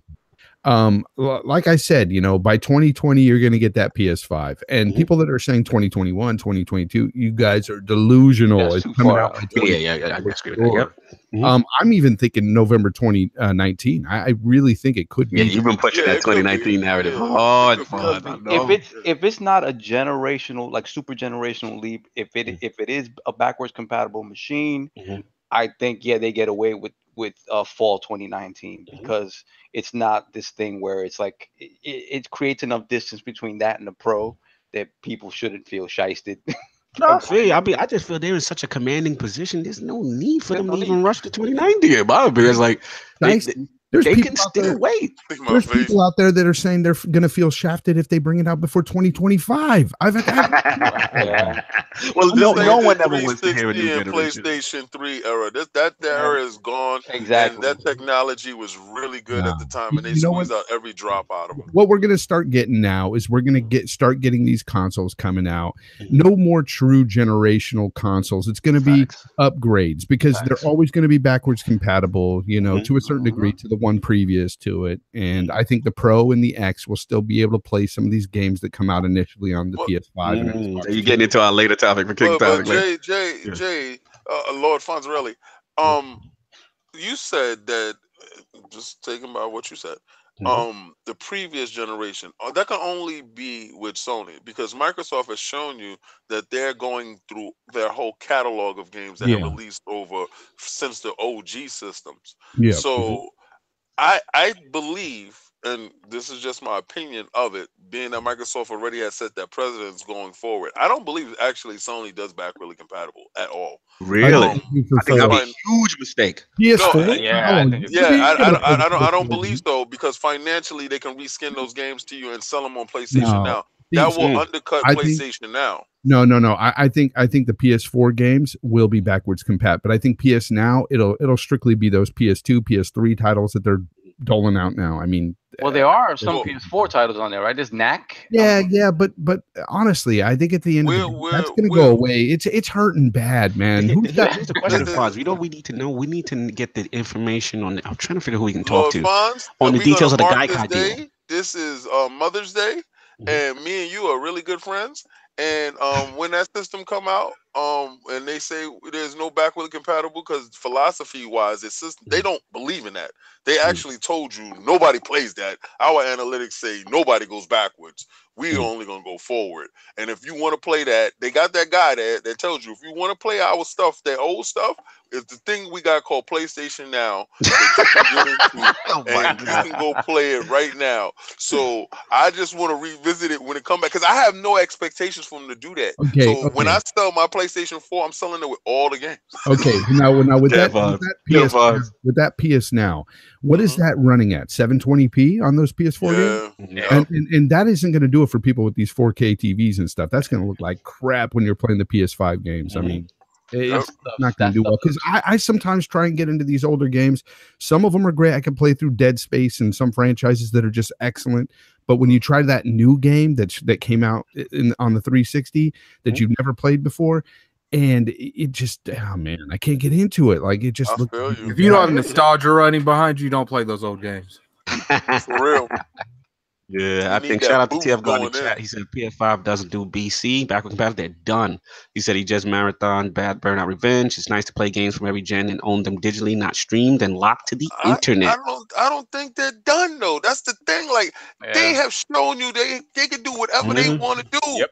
Like they're doing. That's a good point. That's a good point. They're playing single player games that supposedly, functionally, mentally, if you're saying it, it's not supposed to work, but they're working. 90-something million sold apparently they don't care what nobody is saying. They almost got like a little Nintendo in them now. Yeah, and that's the thing. I think it would be a mistake for them to do it, but at the same time, I think they could still get away with it because what They they'll will do do is it and get away they'll with change the narrative and be like, well, you know, our thing is brand new. You can't. They'll turn around and say, well, you can't run those PS4 games on this because this is something totally different. It's so much more powerful, and people will buy into that marketing. But it's x86. It's x86 though. Right. But we know that, right? Yeah. The other 60 million people that buy PlayStations don't care about that. Yeah, they don't care about PS Now either, obviously. So they'll resell you all of that stuff. 70 in the chat, hit those likes, y'all. Appreciate it. So I can see them going both ways. I think it would be a mistake for them not to do it, but I could see them totally not doing it. They'll probably instead of they'll rename PlayStation Now and PlayStation Again. Shout out to Nicholas Glenn. He represents that. He's like, hey, he doesn't play old games, maybe 1 or 2. He has no interest going back, but respect to Microsoft making it available. So he's kind of that contingent that, hey, if they don't do it, it don't bother him as much. Look, games like Red Dead, look at that game came out and it was outselling new games on retail. Like, it might not be a big thing to me, but people that say it has no relevance whatsoever, they're delusional. But Addict. But here's the difference. You had that Red Dead come out, and it's got that polish, that gloss on. Yes. You got that PS Now, and it's 720p dog crap. You know. So you want them to just speed up their modem? So you want them to change their Ethernet? They did that 4K update at launch for when the Red Dead 2 came over. Oh no, I'm talking about that's when it outsold everything, not when they did that patch later. Oh, okay. It's still a great game. That's when that game went on backwards compatible, it was like 7th on the charts, like a 10-year-old game. Yeah, because you can't get that game on anything else to look any better than it does on Xbox. Yeah. I mean, look at perspectives like if GameStop is raising prices on 360 games, they consider it relevant. It's interesting. This is an interesting. It's going to be very interesting to see what happens with different PS5. Philosophies. That's all. It's different philosophy. Let's see if they actually change that, and if they actually have the capability to implement it in the manner that Microsoft does. Because we all tell me no. Yeah, we know Microsoft definitely structured their own infrastructure around bringing your library for. That's been their MO. That's what we got. Lord Sov, are you good? Everyone's good on that PS3. Yeah, I mean PS5 topic. We are going to move on. I'm up. Grandpa Nintendo back in the headlines again. The Nintendo Switch Online. I don't think we can go one podcast without talking about Nintendo. The hate. Oh, you gonna hate next week, boy. Woo, you gonna hate next week. I want to give a shout out to everybody in the chat, man. Lots of people there. Hit that like button if you will. Thank you so much. So Grandpa Nintendo, they revealed the details of the highly anticipated Nintendo Switch Online. So basically, we're gonna go real quick. Can I go first? Can I respond first after you? Yes, I'll give you the first crack at this. Go to sleep afterwards. Yes.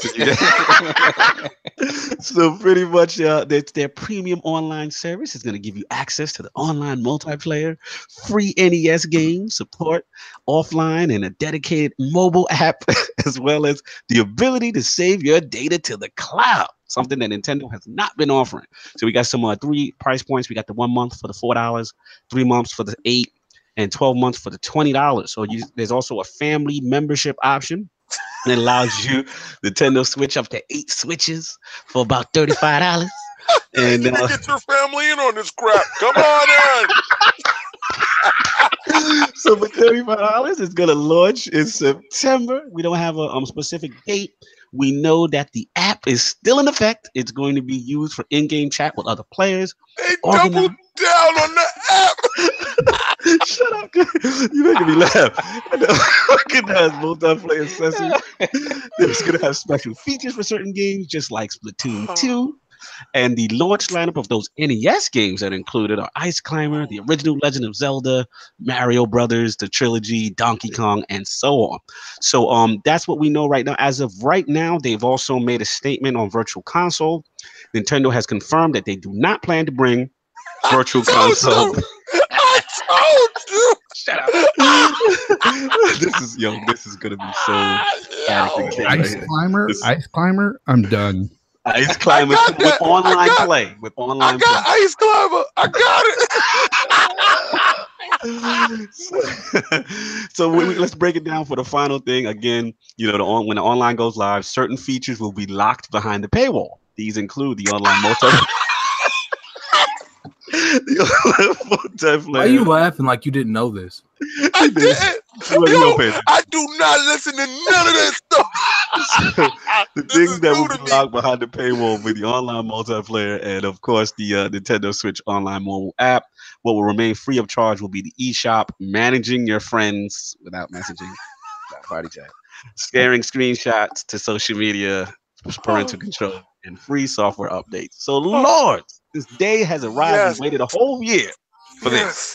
Lord, this is going to be our best episode ever. What do you feel about Nintendo's online service announcement? It's $20. Anyone that's saying they ain't gonna buy it's a bunch of lies. They're lying and they're exposed. Switch game. So look, if I want to play Super Smash Brothers, I'm gonna pay $20. You guys be acting like you don't go to McDonald's and spend $20. Like, shut up. Like, look, does the features are whack? Yeah, was out of of the cost that the services cost for. If you want that product that like Microsoft and Sony got, then you gotta pay $60 a year. If not, go to the poor man's game and get the $20 one. So Did you just pull a me? Did you just pull a me? Yo, listen, I want tweet it out now. Tweet it out now. Get everybody in this room now. Get them in here now. Get them in here now. Call your friends. Call a friend. Get them in. Get them. Addict just pulled a me. I want you to understand, he just went so premium on you. He just went to the $ on you. He just finished telling you, you spend $20 at McDonald's. I don't want to hear that crap. He just told you, if you ain't about this, your pockets are looking funny. It is on today. This is the topic. Sorry, Addict, for stepping on your toes. I'm going to back out. I'm going to bring up the rear on this one. Yeah. Let us go, Addict. Addict has spoken and surprised us. I'm shocked at Addict's response right now. I'm loving this new Addict. I love this Addict. I love this Addict. Let me bring it, Fonzie. I got you, but I want to get it to solve. I need solve right now. I need it because this is for us. This is what I said. We're gonna get abused. I need to speak to my Switch brethren. You know what's funny? I gotta agree with Addict. Like, you know what? And I said this when now the world is gonna end. I have to leave before the world ends. I'll talk to you guys later. I don't think me and this dude have agreed on one topic since he came to this podcast. Yes. But I have to. It's $20. Like, we already knew it was gonna be $20, right? And the funny thing is that even like the family plan makes it even more appealing. Like, if you break it down, what are you appealing for? It's like 2 and change per person. Like, it's like $250 per person or something like that. Like, you know what I'm saying? Like, listen, whatever it is for $20, listen, I'll go to the ends of the earth with them for $20. Who cares? I will not. We'll sit here. We'll talk about it. We'll analyze it. But I can't be mad at them. You know, I can't be mad. I can't be mad at them. I cannot. Wow, I am shocked. Now, that what it does also, though, it gives them leeway to increase the price as they add services. Right? It gives them that leeway and still say they're cheaper than everybody else. So whether they'll do that or not, I have no idea. But it does give them that room to maneuver and do that stuff. But I mean, honestly, like, you know, the stuff, the fact that the cloud stuff is behind a paywall and everyone else's is free, it's $20. Again, is that Microsoft Cloud? Is that it should be. If it is, it would be. It probably is, right? I think so, because Banjo Kazooie is down with them. It might be Microsoft Cloud. It could be. It could be Azure running around in the back of the Switch. Azure. Yeah. So listen. Listen. Whatever it is, they're gonna be things we like about it, things we don't like about it. I'm not a fan of the app. I hope at some point they fix it. What about that no messaging and no party chat? God. Well, again, $20. I mean, you know, a family bucket at KFC costs you more. Oh like, my God. Here we go with this premium talk. This, if you do not get everybody into this chat watching this podcast today, please call a friend and tell them it is going down. Shout out to Dash Feeder in the chat. They need proper voice chat without all these cables and add-ons that make you look like a Ghostbuster. Look, at the end of the day, everyone that's complaining about this, everyone that's having issues with this, we all know you're gonna be on Discord talking to people. We ain't even using that service. Betty's in the building. Oh, you already know, David. Yes, sir. Nobody has entered the realm real quick. Yes, oh, this is what needs to be talked about here. We got Jay Fonzarelli up next. The Lord is about to speak on it. Let me tell you, we got 71 people in here. I swear, hit those likes. It's about to get. I'm going to go in on He's putting out way too much energy. These dudes is about to get it because I waited for this day so long. Oh, this is Lord King's moment. Before we give it to Lord King's gonna anchor this day because we know this is his moment. Lord Bloody, I know. Shout out to the saltiest, the crew, Smash Podcast, the crew. Always good to hear you, see you, and glad to have you in the realm on Mother's Day, which is good. Now, my question: now, obviously, you've heard about the Nintendo Online service. Yeah, I've heard. What are your feelings on said announcement? Well, I have mixed feelings about it, and I've come out on this because we actually recently talked about this over with the GRG crew. So shout out to GRG. Yeah. So what happened was my thing was, while the online is a good thing for them getting set up and trying to bring this over to the Switch and trying to get that online infrastructure, the fact that they're doubling down on the app, they don't have any sort of dedication with the Switch, makes it hard to use. That's the worst thing. And with the app, a lot of people are saying that one, it's already bad because of the fact that it's a battery killer for your phone. Because of the fact that it consistently drains really quickly and it constantly locks, so it only adds more issues. While the price being, as everyone's been putting it, is a cheap price, that's great and all, but the features that are coming with it, while some of them are useful, the big thing that a lot of people have an issue with is the gripe of the online cloud saves. And I stated that with the online cloud saves, while this is being added as a premium feature with the paid subscription, it shouldn't be, because of the fact that, one, you already got to think that the Switch already has a designated amount of space and storage on it that's already low. And you have to think that physical games take a large amount of that storage. Even with that in SD cards and them being as cheap as they are and being able to expand, that's still another physical aspect that has to save that data. So if anything happens to that SD card and everything gets corrupted, you're shit out of luck. Yes. So you have to pay for cloud saves while not being most saves don't take up a large amount of data. The fact that you have to pay to get those cloud saves is kind of ridiculous. Your cloud saves locked behind a paywall or bloody. Is that what you're trying to say? It is, and you got to think that with Switch, it's in a unique spot because you think cloud saves are already, whether you're gold or not, is already given for Xbox because of the fact that they have the internal hard drives and it's saved there, as well as it has a backup cloud save. Should anything happen to your physical, it reverts to a previous cloud save. The PlayStation works a little bit differently, though theirs is also part of their paid PSN. The way that theirs works is they have more control over their cloud saves because they can manually back up any physical saves on the console to the cloud. And should they ever delete, that's still not an excuse, though. No. If you're going to go out one, you're not going to not go out the other. No, Addict, hang on. I said it's a unique spot because of the fact that they have a little bit more. Yeah. I'm not saying it's better. I'm just saying it's in a different spot compared to what Xbox does.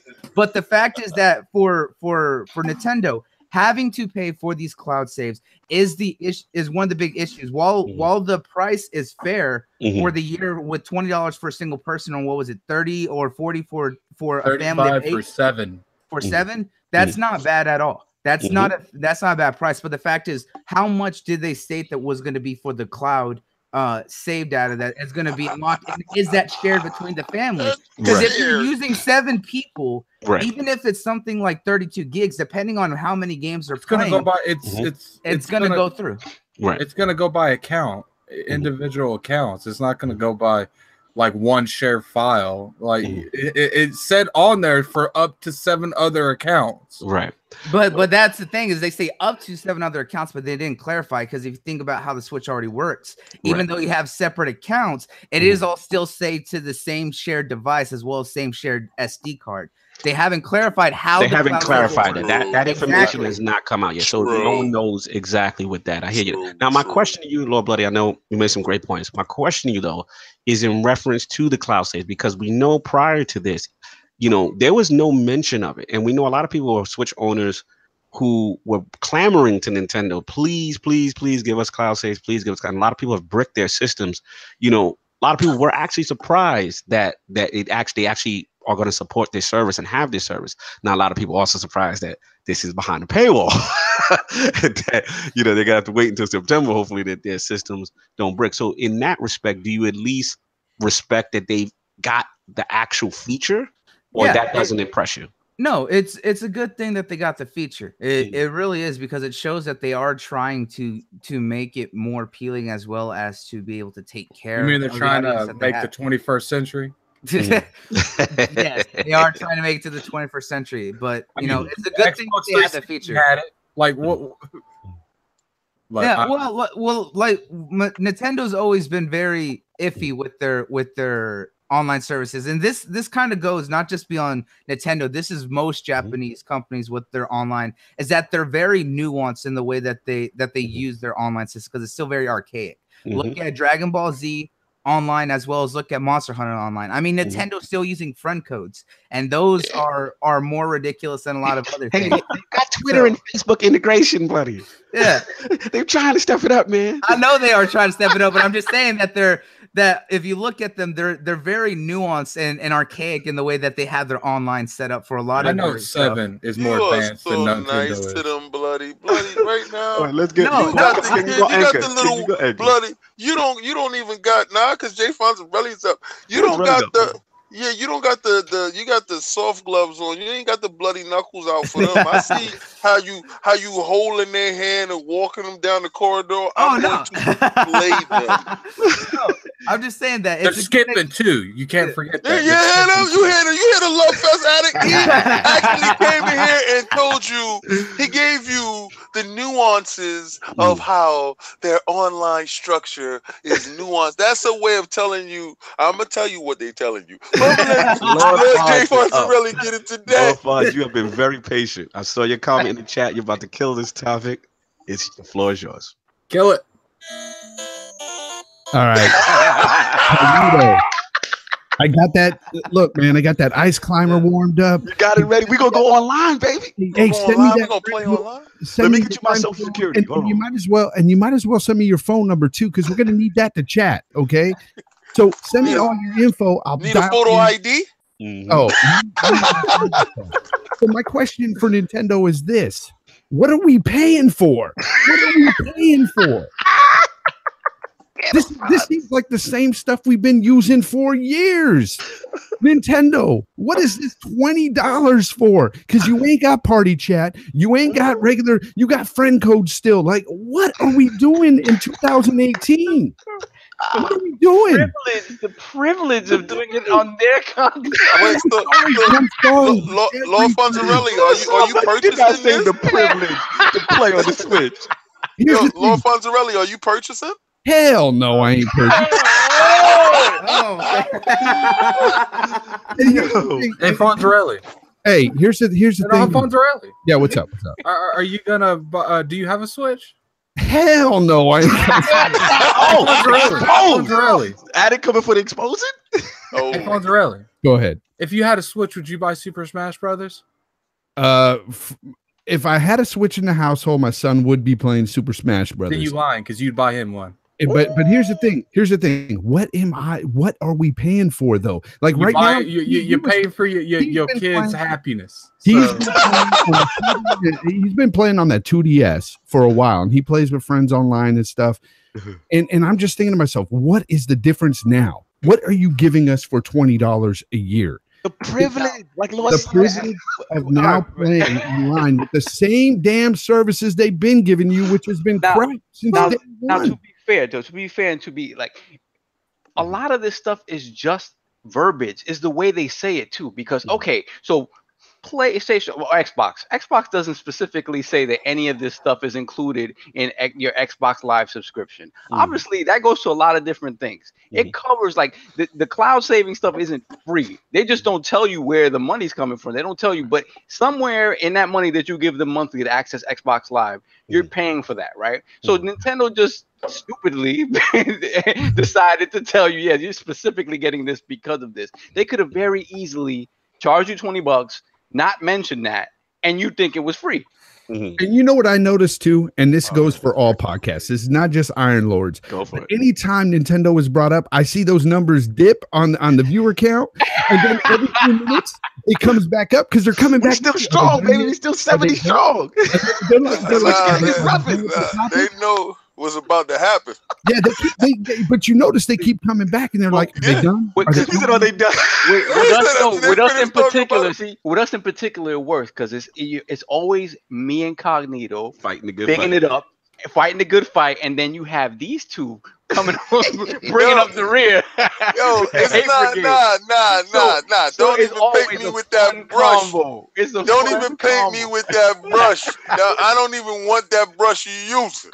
The brush you using, they can sell you a turd and shining up, and you be like, yo, let me get that shined up turd.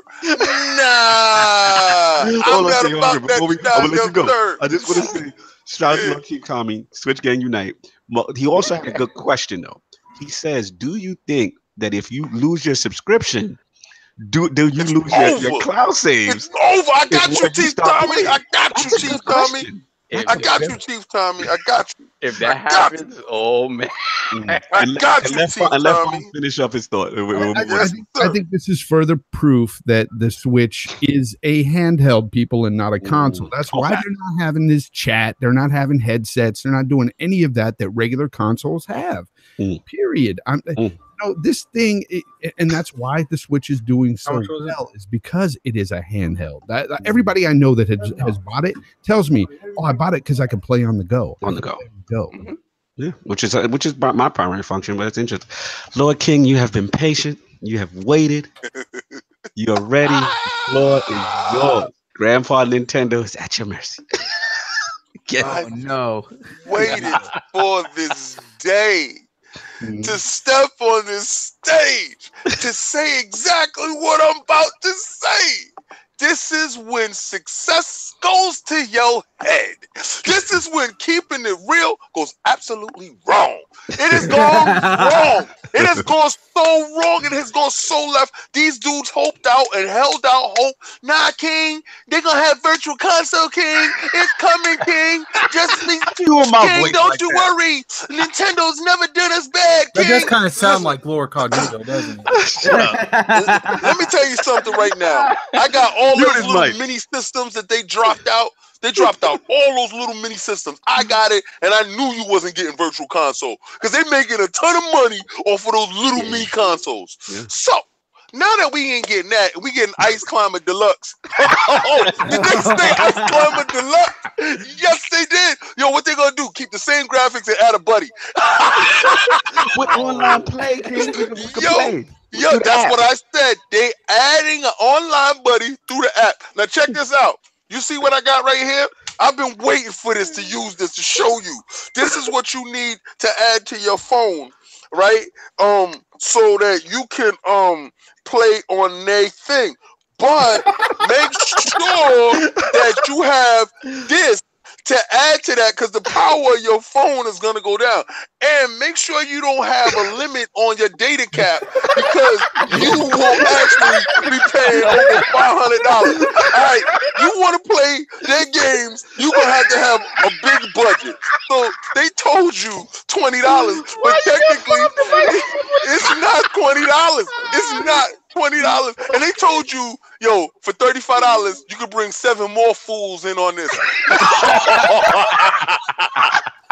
They want the world to hate you. They want you to team up with 6 other dudes so they can hate you for bringing them in on cloud save. Hey, speaking of that team up thing, that's funny. I gotta bring it up, man. Who gonna let me mooch off they family? Got you, Addict. I got you, man. Yo, I got you, bro. Who in this world gonna tell you, yo, you gotta pay for these cloud saves, bruh? Yo, so if you're not up to par on your bill that month, you can't access your last save point.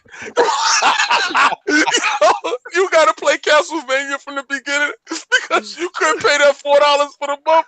Hey, can you imagine that phone call to Nintendo? That one guy, hey, I can't afford to bill this month, but can I please play Ice Can I please? I was at the last boss. Yo, it will be there for you next week.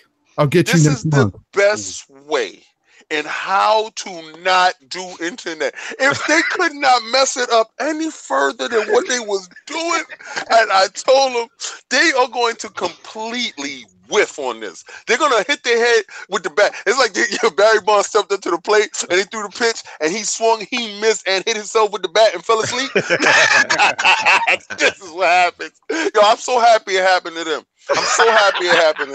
You know why? Because I'm sick and tired of every week they putting out the old regurgitated turds and shining them up, talking about, yo, check out this new turd. It ain't new. It's the same old turd and it smell the same old way. Give me new games. Give me new games with new functionalities. Could you please get it up to the 20th century, 21st century? Could you please get this system up to par? This system is so below the boards. I'm glad they hacked it. I'm glad that they cannot fix it. I'm glad that they got to give you a new Switch with some updated graphics and some more memory, and maybe you don't need a cloud save for $20. I know, I couldn't wait. I'm sorry. I'm done. Come how you really feel, King. I'm done. I'll end this thing. Look, at the end of the day, you're still buying this shit. No, yo, I can guarantee you I won't buy that. He know for a fact I won't buy it. LordCognito, when we sit there, when that Amiibo plan come out, that Amiibo family plan, watch. Here's the thing. He better stay away from Super Smash Brothers. Because I guarantee you there ain't gonna be no Amiibo to help you from the ass whooping you're gonna get from. You know it'd be nice if you was actually making it out to E3. You could be actually there, and I can bust your butt on deck while you there. Oh my god. Anyway, let me just wrap this thing up, man. Yeah, very, very lukewarm experience for me reading this stuff. Yeah, the lack of messaging, kind of lukewarm. Yeah, I mean the price. No, that was ice cold, bro. Don't even lukewarm that. You've had your say, King. You don't know. You do not get to lukewarm that. You've had your ice say. Oh, yeah. You know what? You are right. You're right. Who am I to tell you what temperature your water is? If I like my stale food, I like my stale food. There it is. I'm sorry. I do apologize for trying to give you my opinion and say it's yours. I'm so sorry. The Lord Citizen in chat. No, that's all good. The whole thing is, look, man, the price point, cool. That's nice. I mean, we kind of had the writing on the wall. Shout out to Nick Tendo and Saltiest Gamer. They had a great podcast talking about this subject. And it's disappointing. There's no getting around it. At the end of the day, this is damage control, folks. Shut up. Listen, it's very disappointing. You know, the price point is good, but it's just disappointing for the services. We waited a whole year to not have messaging and voice chat and to still be locked behind that stupid app. Unacceptable. Don't like that aspect. And as far as just the flexibility of not having the app, and only thing I'm hoping on, and we'll get this into next week's show, I'll get into my theories of what's going on, is that there is an alternative method of going on. Yo, shout out to Jay in the chat for this $2 for stopping.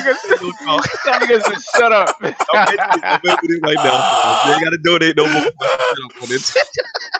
That is awesome. That was awesome. Quick question though. What? Super Smash Brothers. What about Super Smash? I'm getting that day one. Yeah. No, who is buying this whack this online to play Super Smash Brothers online? I'm gonna have to buy it. I have no choice. But at the end of the day, you know, it's very disappointing. Like I said, we waited that length of time, and you know, this is what we got, and it's just an antiquated thing, and just they refuse. It's like Lord King said. It's like them hitting their own self with their own bat in the face. They're winning, and there's no reason for this, and that's the part that's disheartening. So that's all I got. I know Fonz is ready for us to leave the tent down, so we will move on. Lord Addict, a certain DLC has dropped for Destiny.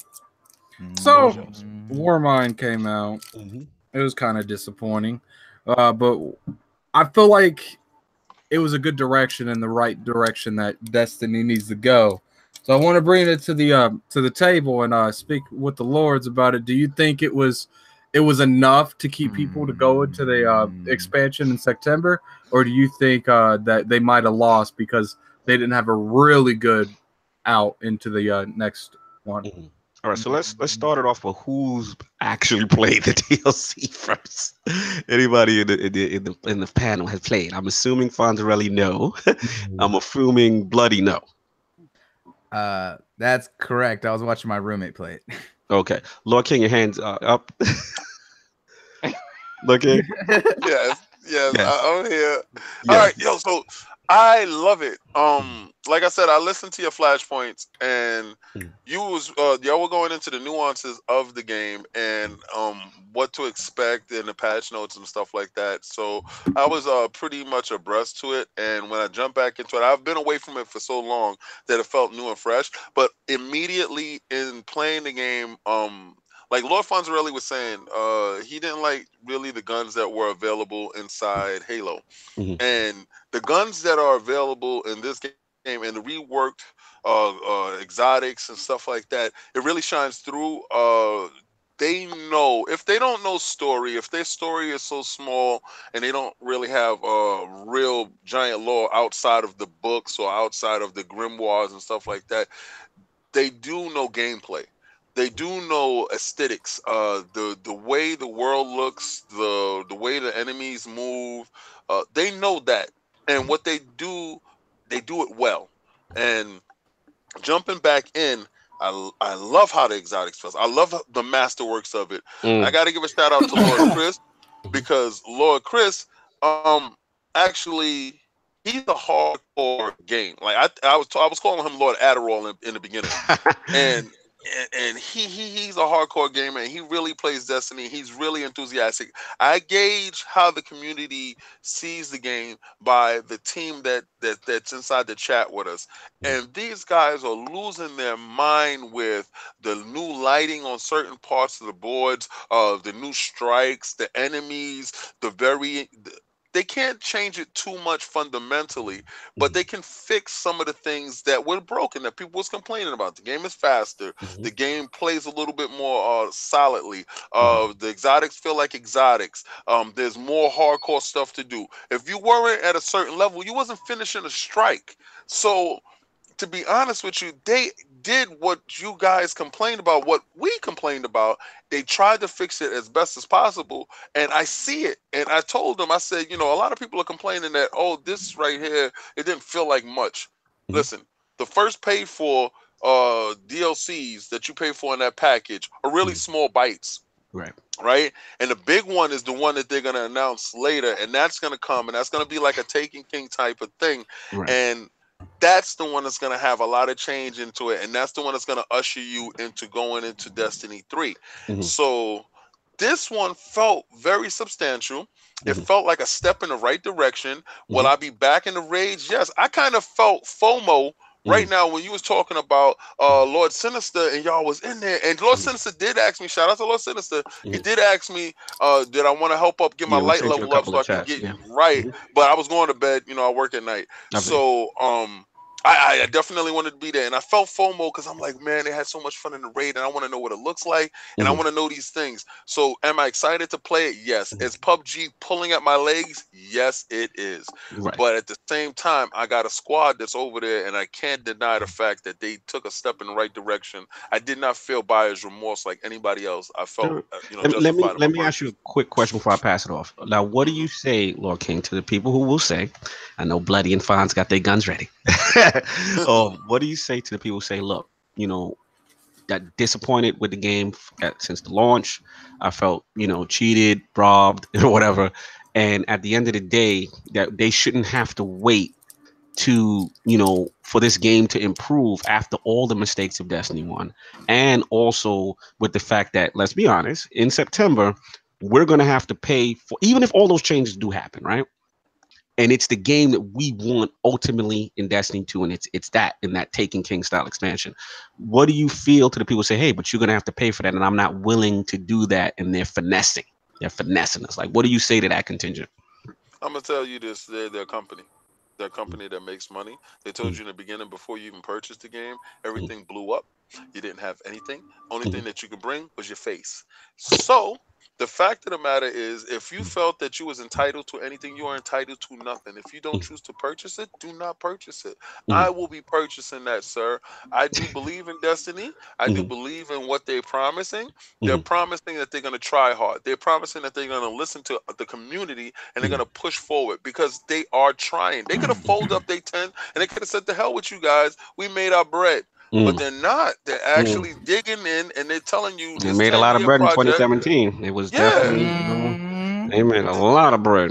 Yeah. So they are giving you what you asked for. I'm sorry, I can't walk away from this. After playing with a couple of my friends, I can't walk away from this saying that I feel with this DLC, because I actually like this DLC opposed to Osiris. I thought Osiris was a little flashy, not too much substance. I thought this had more substance, less flash. All right, fair enough. I want to get the guest in on this. I know I had Fonz on last night with on the Brap rant. We had a good one on this, but I also want to get Bloody, because Bloody's he be going hard, man. Bloody has some great points. Shout out to Bloody Smash Podcast and his appearances on the Salty's Gaming Podcast. So, Bloody, what's your feeling of what you've seen on Warmind? What's your impression of Destiny right now? Where are you at with this whole thing? Okay, from what I've seen, I do understand where King is. They did do a much better understanding of the story. However, while they do have an idea of a better direction, it shouldn't be this long. And I'm going to point out this, as Cognito pointed out, the first time when Destiny 1 came out, it was something unique. It had a lot of flaws, but it had potential. And we saw that grow over 3 years. Facts. But each time we had to pay for an expansion to see those improvements. Destiny 2 was the definition of an inch deep and a mile wide. While the refinements to the gameplay were what we wanted, the content was not there. It was not substantial enough. There was no reason to grind or anything else. The raid wall had very little afterwards because of the fact that if you had the clans, they made it very, very casual friendly, because they made it so you don't have to do anything. You can get free stuff for having other people do it. That takes away from the aspect of doing it, as well as with them have already solidifying and making everything set perks. The casual that it takes away from the looking for the gun that you want to get with the right perks that you want for that weapon. It took away a lot of the aspects that people chase. There was nothing there. Curse of Osiris was the first expansion that was what, $15, $20 at the time, and it didn't add much. It just was a little bit of a story that completely fell off with one of the biggest characters in the lore, because of the fact that Osiris had so much buildup for 4 years of how important he was, and we saw him for what, all of 2 minutes? 2 minutes. And saw nothing but these memories or flashes of Osiris or whatever the hell he was called, and then saw him once for 5 seconds at the end to talk to Ikora, and then left. That's it. We don't see him at the tower. We don't see anything else. He's just gone. Then you had to pay. NPC. Yeah, he wasn't an NPC. And if you wanted the ghost shell of Sagira, you had to go through microtransactions to get that ghost shell. You didn't get anything for doing the content. The weapons themselves that were a part of the lighthouse were heavily grinded, that were nothing but reskins with just some added wires to make it look vexing. It was very nothing. And now we come again now 4 or 5 months later with what they did right now with Warmind. One, some people don't like the name because the fact that you look at all the others, very cool names. Dark Below, the Rise of Iron, you had the Taken King, House of Wolves, you had Curse of Osiris, and then you have a single worded expansion with Warmind. A lot of people wanted to be Gods of Mars because that made it so much more concerning on what tied into the lore. Now, with that, they brought in the fact that, one, this is another DLC that just used reskin enemies because of the fact that they keep bringing the goddamn hive back. Why is the hive? You don't like the snowy hive, Bloody? The ice hive is a cool concept. Why the fuck do we have to go through 7 expansions with the same goddamn enemy in every single one? Because the hive are always there just like the Fallen are. And every expansion, even if it's not about them, they're still goddamn there. Why don't they do anything unique? We saw what they did with the Taken, which were just the same enemies, with just made black and white gooey and had different powers. That's it. They haven't done anything unique. They haven't changed anything. The fact is, too, that I brought up, what we're seeing right now with Warmind and what we saw with Curse of Osiris was meant to be a part of the game 5 years ago when it originally was written. They cut it up and put it on the shelf for nearly 5 years. This is 5-year-old DLC. Tell them why you mad. Because of the fact that no, I'm mad because here's the thing. When I first played this Destiny, is the knuckles I needed on that Nintendo though. The reason I'm mad is because I enjoyed Destiny. I did. I stuck through it through vanilla, through the year one when it was the darkest days, and saw the improvements in Taken King, and then saw when Rise of Iron came out, it was in the perfect spot. Right amount of content, right amount of reward, enough to grind for it, and kept you going. But what we got in Destiny 2 was such a major step down. I'm not going to do another 3 years of iteration to get it back to where it should have been in the first place, and then add the content. Look at the raids that they've added. They're small, short raid layers. Raid layers. One major. Lord Attic is not a fan. But the fact that, yes, I get it's a trilogy all explaining about Callus and the Leviathan. The lore about Callus is great. I have the collector's edition with the book about that. Why is the fact that everything have to go back there if it doesn't necessarily have an aspect to the expansion? Like each expansion before had their own dedicated raid that made sense to their story. Talk, bloody. Let's go. Because of the fact that look at Oryx and look at Crota. That all tied to this expansion that it came out. Sorry, whoever came up with raid layers to take over layers, they need to get fired. Yes, and a lot of did get fired already though. And this is what I'm saying is that you're telling me in a studio of over 900 because it's 300 at Bungie, and they're using 3 separate studios to work on this. You're telling me during the 2 years because they had to push back Destiny 2, because when Destiny 2 launched, that was actually supposed to be their next expansion, because Rise of Iron was supposed to be their spring expansion. Right after Taken King was supposed to be Rise of Iron to fill in that time gap before Destiny 2 came out when Rise of Iron actually launched. But because of the fact that they had to do another reset, like they did with the first game, and ask Activision to let them take another year to do it, that's why we got such a soft content launch with them bringing back the what was it, the wave mode there in what you call it. I know you're talking about. And right after Taken King, and we had those 6 months that were very light up until Rise of Iron. Correct. And then Rise of Iron had a massive content drought. Not to mention what happened to the darkness? Yeah, exactly. They said they had no idea what the darkness Shout out to Dealer in the chat. He said shout out to Alfie. Destiny and always been trash. Dealer, you can stop misbehaving in here. What up, Dealer? Dealer, my man. Dealer, you're crazy.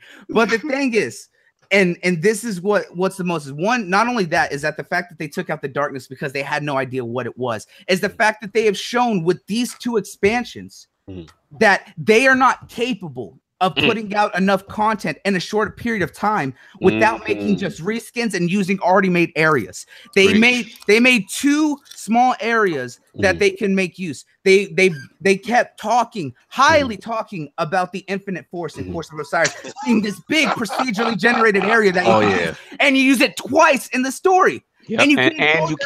And you can't use it after the story was complete. And dude, that would have been the perfect place for the raid. That would have been the perfect place. It would have been. It would have been, as well as the fact that the only time they use it is on certain patrols, and then they stated that they have these really hard patrols that are going to be there in the Court of Oryx there on Mercury, and it was completely unworth the time that you put into it. No, you're preaching right now. It's the fact that they've shown that while they have an idea and that they repeat that they're listening, but they keep making the goddamn same mistakes over and over again. Right. And where you're right, Lord Bloody, and first of all, thank you. You drop bombs, straight fire. And where you're right is because at this point, how can they ask the community to forgive them after the mistakes of Destiny 1, like you said, where they had the game in a state towards the end by, you figure, taking King / Rise of Iron from a reward standpoint, from a grind standpoint, from a time investment standpoint, things and systems were in place that made the game worth it. And to have Destiny 2 launch in such a regressive, casual state, the part that features that were missing. The part that annoys me the most is it's like I said, when you can ask LordCognito the moment the game launched, and I played like 2 days of it, I was like, yo, all the stuff missing from Destiny 1, they're going to make a big deal when they bring it back into Destiny 2, like it's new, like it hasn't been around. Like, exactly. Why That's did exactly they what spend they 20 did. minutes of that stream talking about public matches? You did the same thing last year. Like, yeah, look, and here's the best part about that is when they did their spring roadmap, when they talked back in April, and they said, look, guys, private matches coming back, 6v6 coming back. It's like, what the hell were you thinking? That's what we had originally. I understand the 4v4 making things tactical, but it slows down. No, the PvP in such a way. It wasn't tactical at all, bro. That 4v4 was trash. Basically, it was just it's trash because the fact that they made the maps too large to fit 4v4. They were made for 6v6. The only way that 4v4 mattered was in trials because it helped out to even with the 3v3s on some of the maps. But as for everything else, it did not do anything, as well as with them already increasing the TTK and making two weapons that were dominant enough to bypass that and hit hard enough and kill fast enough that it made the PvP useful. Here's the thing, Bloody. You've talked so much. You've basically, put out there like almost every single problem there with, Destiny 2. I can only add a couple of things here. Like, I don't know if this stuff has been changed because I stopped playing a few months back, but I will say some of the things that really bothered me was who told them in the first place that we wanted the weapon slots changed from primary, secondary, and heavy slot. No one. Nobody, right? And then, when they took away the fact that we had legendary drops with different roles, and they took that away, so the grind wasn't there anymore. That's one of the things that really pissed me off, because we always looked for that god roll in Destiny 1. And that was one of the top reasons why I used to love to play Strike. And they totally made strikes irrelevant in Destiny 2 for me. Yes, they did. Yes, and they did.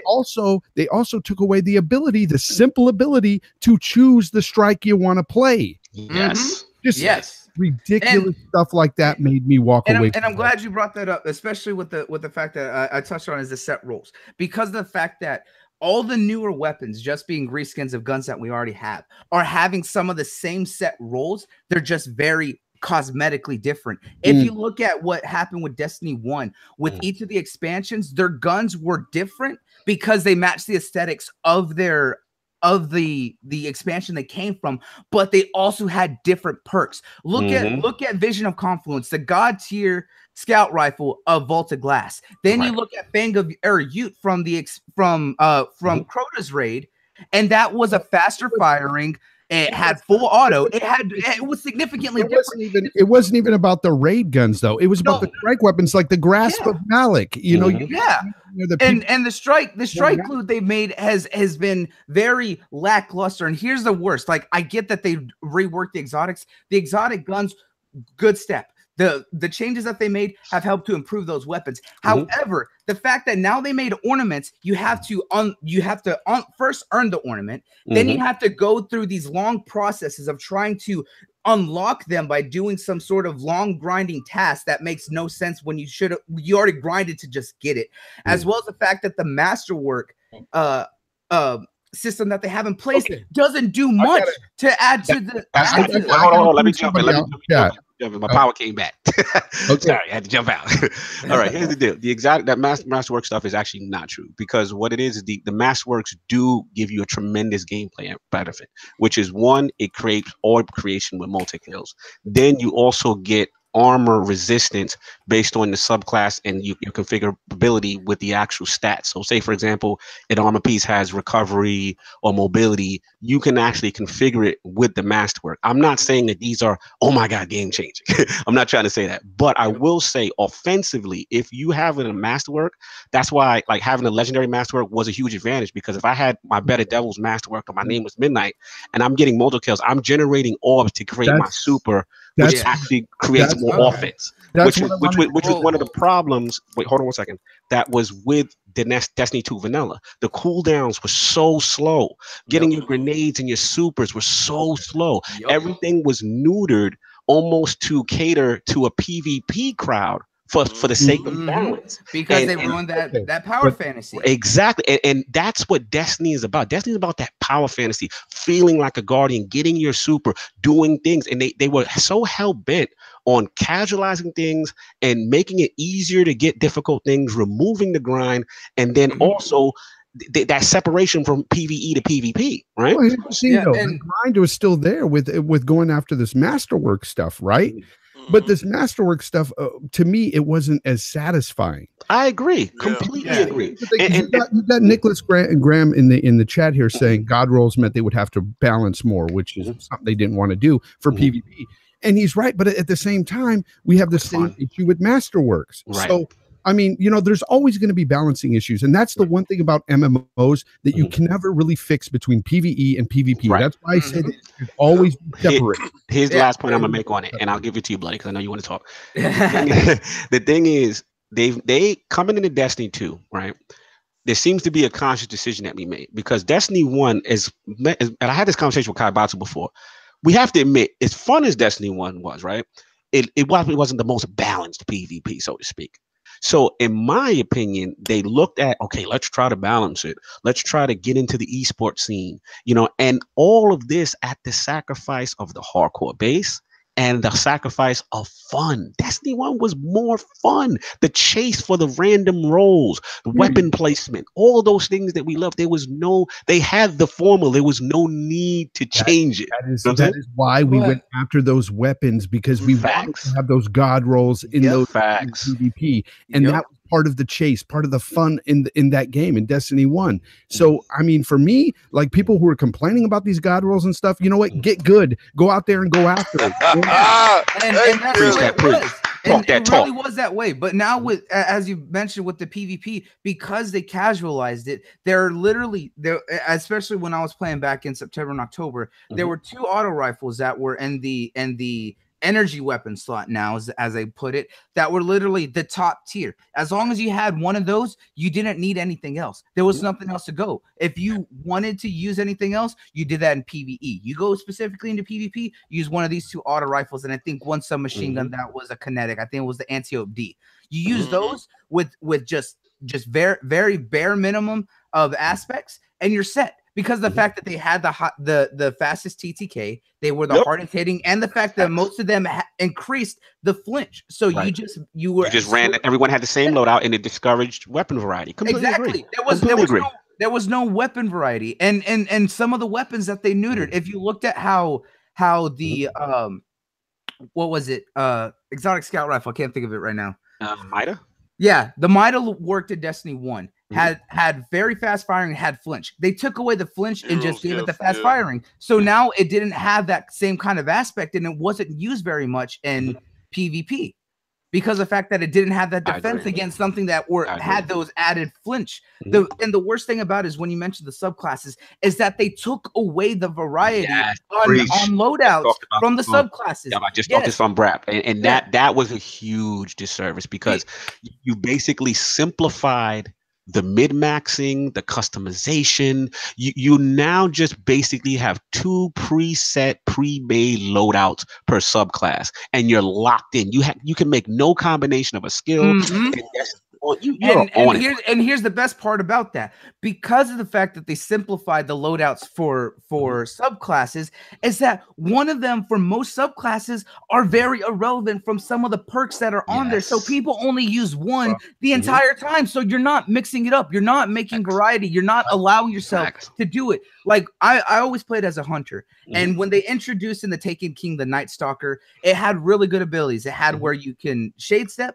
It also had the ability to where you had the increased radar, and you can see where all items are, as well as you also had an ability where you can change between either creating orbs, tethering more, and a lot of things. Or being able to increase the recovery and armor of everyone around you for all the kills while there's tethers. Now you can actually use certain exotics and use certain skills and min-max and get a majority of those by doing it the right way. But if you look at the Night Stalker build in this game, the fact is that it was either one, you had the roles that would just make you slightly invisible for a little bit longer. And then what it did was it gave you the smoke grenades that made you invisible. Those aren't very useful. Right. Because the fact that when you're looking at PvP, you're going to be throwing those. So why are you going to use those? And then the only thing that they gave you else was the increased smoke, but it did very little. They didn't have the venom smoke anymore that made sense with certain builds. I just want to say one more thing on it and I'll be done with it. You know, I know Bungie doesn't like to call Destiny an MMO, and I get what they're saying there, but at the same time, I mean, what did they call it? Like a shared world shooter? Shared world shooter. Yeah. But it's the MMO light. The friend game, yeah. But we're not kidding ourselves. It's an MMO light game. Bloody. Let me finish, please. You talk a lot, brother. You talk a lot. Go ahead. But I just want to say one quick thing. So, but the thing is, at the end of the day, this is or was a grindy game. This was very MMO like, and it is still. You cannot pull yourself out of that genre. You just can't, because if you're trying to go to the route of just say a shooter, a shared world shooter. I think that's the main problem. They tried to take some of that grind away, but you also took that longevity away. Yes. And the thing about MMOs, at the end of the day, what keeps people there, well, it's the hardcore audience that stays there. It's not casual. So when you cater to a casual, you're not going to get them there for the long haul. They're going to get their stuff and they're going to go. Yes. And that's the problem. That's why millions have left. Yeah. Facts. Let me just finish up, and I'm sorry for dropping, had a little power issue, but great points, buddy. You on fire, and that's why I brought you in, because I think you represent the informed yet passionate. You're not what I consider a Destiny hater. You played this game, you love part one, and you're upset, and it hurts me to hear how bad Bungie has dropped the ball for a person like you to be done. Because I know you're a true Destiny guy, you know what I mean? And the same thing with Fonz, the whole bit. So, and Addict, even Addict to some respect, he's a raid guy. And to see the raid layers in the state, that they are, it just hurts him, because that's what we do. Now, I will say this, I played Warmind. It's definitely substantially better, in my opinion, than Cursible Sides, which was a very low bar. So we're never going to go there. But at the end of the day, I'll probably give it a B-. Here's the thing. For the amount of content they're getting, the improvements that they've made are very subtle. These are very small changes, what I consider baby steps for the hardcore to go towards the ultimate direction that they are trying to get to in September. September, from what I heard, and I'm going to be real with y'all, I put the game down for a lot of months too. I was very disappointed. I was upset that this direction change they went, this over-casualization, the Hawthorne, you've talked about it at nauseam, bloody. I know you went in.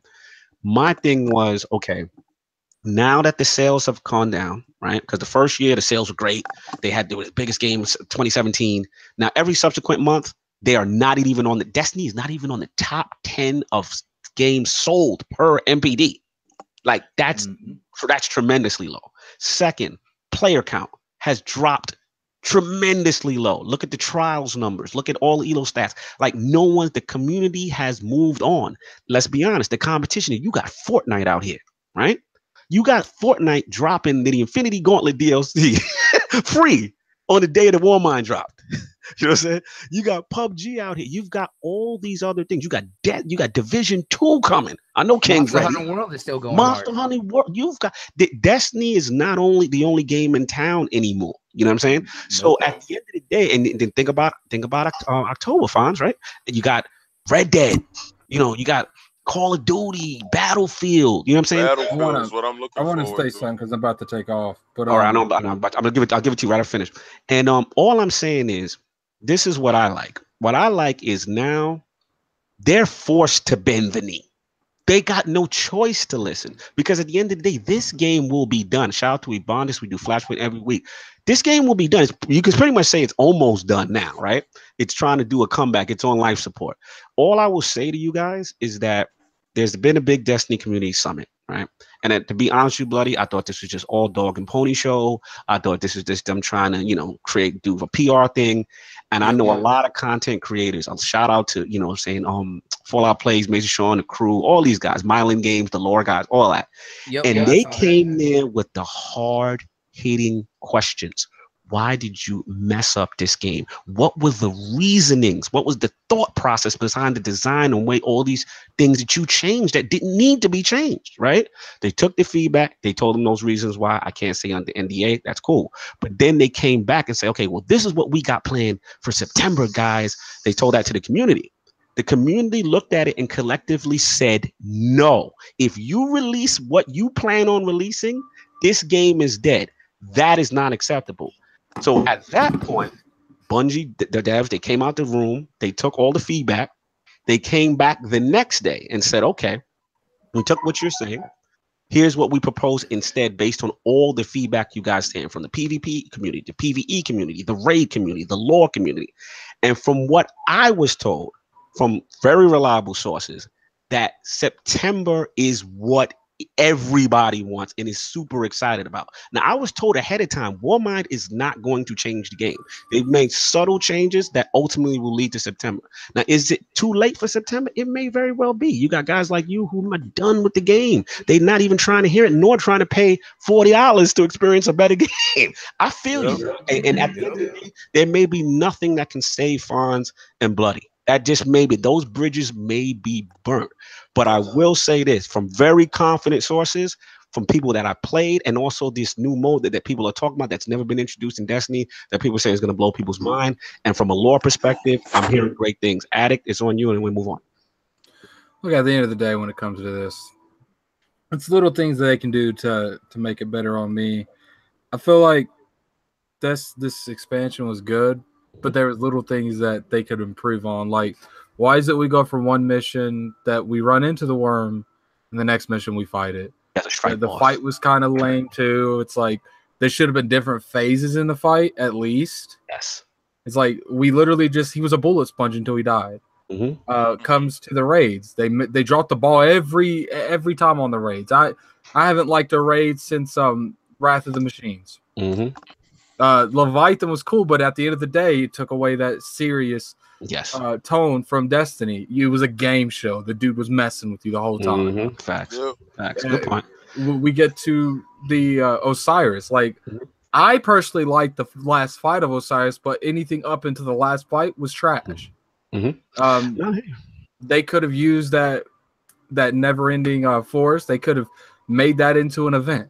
It could have like randomly generated something from like maybe from year one, because that's pretty much a time machine too. No, they could have did like, if you go and click on it, like it spawns an old encounter from Destiny 1 that you can relive, like something to that matter. Like, but they don't want to do that. What they want is they want to make this game to a bridge gap where people are satisfied on the hardcore side, but they can bring as much casuals as possible so they can get their bank account as big as possible. That was their intent. Guess what? That didn't work. It didn't work. Then they realized that big bulk of money that they got last year, that was nice. But guess what? People ain't spending that kind of money at the verse like they were in Destiny 1, because the casuals are not going to go out. They will to that point, but you got people like, remember when what was that expansion came out and Black literally spent $100 and got everything in 10 minutes? Oh yeah, I remember that one. Okay. Casuals aren't doing that. Yeah, they're not doing that. Look, we've gone completely over, so I gotta ask the round table. We have to make an executive decision because we're running late. I gotta go. I know you gotta go. It's cool, Attic. I appreciate you staying. For the final topics, we've got base consoles, the Microsoft AAA, and the Days Gone. King, I'm gonna put it on you. What do you want to do? Base and the rest, or what you want to do? Base can be very quick. Okay. To be honest with you, these topics is not expansive. It's really what do you feel type of topics. Yeah. So let's lead them. Let's bleed them all in together. All right. So base, the quadruple A base console is your topic. The quadruple A studio announced and Days Gone impressions. King, start off your whole point with base consoles. What you talking about? All right, dealer. I'm just gonna give you a shout out real quick. This was going on in the Twitter world this week. I talked about exclusive for Microsoft being those 4K movies. Fantastic. Watched Transformers yesterday. Anyway, I see these systems, the PlayStation Pro and Xbox One X, and I hear the rumblings talking about new systems, right? And my question is, when is it time for them to kill off these base systems like that, the 720 or the 900p Xbox that's holding up PUBG, or the base PlayStation? And really, the base PlayStation isn't a problem because the PlayStation Pro is basically the same exact thing. To be honest with you, they never really pushed the power that far away from the base, because the base PlayStation was pretty much powerful in itself. I don't think they're actually maximizing the power of the Pro, and they're not necessary. It's really, this question is basically really for Microsoft. When is it time for them to kill off their base system and allow the power that's inside the X to shine through? When would y'all be comfortable for the base system to go the way of the dinosaur? Let's solve jump in because he had to go through the Endure the Destiny topic. I'm sorry. I'm back. He's a part of the panel, y'all. Continue. Button is on. Off. I'll say this for Microsoft. I mean, they already got rid of their base system, right? We're talking about the S here, right? So for Microsoft, to me, it's not a matter of when they do it, because again, their whole strategy moving forward is this iterative thing. So they're going to be happy with all these consoles coexisting. I think at some point, right, the X does become the de facto console, but that's going to be because of the innards of that machine. We're looking at, when they're comfortable selling that machine at $300 is when you don't really see the S anymore. And I don't know if that's anytime soon. On the PlayStation side, I think it goes back to this. For them, I think it's $200. When they're comfortable selling that Pro at $200, $250, maybe a packing game or something like that, then we see them moving, and not necessarily phasing out the PlayStation 4, the base PlayStation, but you'll be selling that console for $150. I don't think, they've made their money at the back end of every console generation, selling, $100, $150 consoles, slims, things like that. So we haven't really seen a redesign of the PS4, a slim version. So that's something that could be in the pipeline too, for considerably cheaper. So to me, the lifespan of the PS4 per se is as a base console is going to be around for a while. I don't see it really going anywhere. Lord Fonz, what do you feel on the base consoles? Yeah, I don't think they're ever going anywhere. Or, well, they're not going anywhere this generation anyway. I just don't think that they're going to. Come on. I mean, that's the majority of the players out there. They own these base consoles. So I don't think they're going to get rid of them anytime soon. They'll start to phase them out once the next generation starts, maybe mid-gen, start phasing out those older consoles, maybe just keep around the X and the Pro. I don't know. But as far as the Pro and the PS4, though, like King said, there's not much difference between those two. You know what I'm saying? Resolution bump, but man, the Pro is a good system still, man. The base model. Okay. No doubt, Lord Bloody. What do you feel about base model? I mean, consoles? It's kind of a time thing, because especially if you look at Microsoft, they already got rid of the OG. They transitioned over as the S being the new base. That it's the one that does more than the OG did. Offer that 4K scaling and at a very reasonable price point, averaging sometimes around $180 up to, I think it's $250 normally. Like that's their base. And I think that once we start seeing the X really drop down to like 400, because we see it going on sales for about 450 to sometimes 400, but once they set it to about 400, 350 and kind of go lower, we're going to see the S kind of phase out, and that may not be for another 2 years or so. But fair enough. But with the PlayStation, the Slim is a step down from what the base PS4 does, and they announced the Slim later, and then now they have the Pro. Like at some point, it's shown that they're making and pushing for the Pro to be the de facto PS4. So it's about that time to really kind of phase out the base PS4. You know, maybe keep the Slim if they want that optional price point for a lot of the wider audience who may not want the Pro. But with the fact that the Pro being, you know, what is it, 400, and it's often on sale for 350, almost 300 on quite often, they're making that their mainstay, and that's their big selling point. You see it in all their commercials: PlayStation Pro, PlayStation Pro, PlayStation Pro. So it's about time for Sony to really phase out the base. Maybe, you know, like I said, keep the Slim for another year or so, and then maybe phase it out. But it's obvious that the Pro is going to be their main de facto all around, whereas Microsoft is focusing on using as the family console, the entry console, and that the X is, you know, for a lot more the hardcore and those who really want the best tech, and that we're going to see that be their mainstay, you know, in a few years. Yeah, no, I think you guys are making all good points at the round table. I think we're just in a different space now. I think, honestly, the way the ecosystem is and these mid-generation console refreshes are, it's one of those things that, you know, they're trying to move. Everyone's trying to educate people moving forward and moving your library forward and stuff like that. I do agree with King in one sense, though. I mean, I think I agree with Fonz in the sense that, look, that's the majority of the base. I don't see them getting rid of it completely right now. But at the end of the day, if both companies apply the philosophy of moving your library forward, at some point, the base will not be able to keep up with PS5 and Xbox 2. You know, at some point. So there's going to have to be a hard line in the sand. It almost reminds me of the iterative updates with iPhone, right? I remember having, like, you know, I'm not an iPhone guy, but I had like an iTouch or something, because I use it just for music when I'm at the gym. And at some point, it was like, it took me about 4 or 5 years. They upgraded the firmware, and, you know, the iPhone 10 or whatever came out. My old iTouch could not compete. It could not do certain things.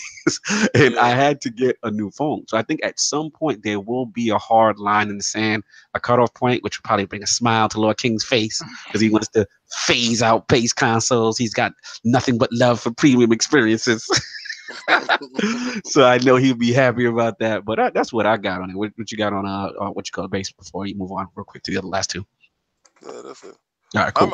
I'm good with it. Like I told you, I said it was just a temperature, you know, for taking the temperature, no doubt. So I just want to bring shout out to TF Guard, who's very patient on this. Wanted to bring the Microsoft Quadruple A Studio announced. More A's than you can handle. You know what I'm saying?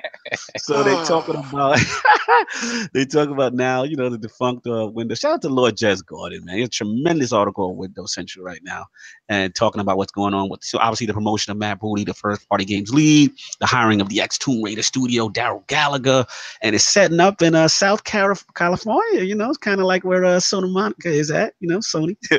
And they're setting up a new studio out there, you know, in SoCal. And they're talking Quadruple A as far as budget, as far as making a focal point, and Microsoft trying to make a splash into resuscitating that first party. So I'm bringing it to the Lords. Let's start with Fonz and then Bloody. What do we feel about the Quadruple A announcement in Santa Monica, and what can we expect? What do you think, Fonz? You know, I think they should start with getting some AAAs out there first. Damn. No, honestly, it's a step in the right direction. I think this is good news, and this is something to be excited about as a gamer in general. People who are naysaying this and bad mouthing it, just come on, it's not necessary. They're at least putting together a studio here that should put out some good product. That remains to be seen, but step in the right direction. Yeah, I feel you, man. Lord Bloody, what do you feel about the Quadruple, the A's in the building? I mean, it's a great thing, and I actually mentioned this back on GRG, and the fact is that one, we know this was the studio that was being set up for Gallagher, because he's right there in California, and that they defined it as being a very big budget studio, you know, budget studio with over $100 million. That means that they're really trying to put together a big team to do really big projects, these big yep, that's what Lord Sam Tolbert is saying about the budget. And much love to him. But the thing about it too is that think about the location and what they're doing. They're putting it right in Santa Monica. California Texas, some in Washington, and a few Yes.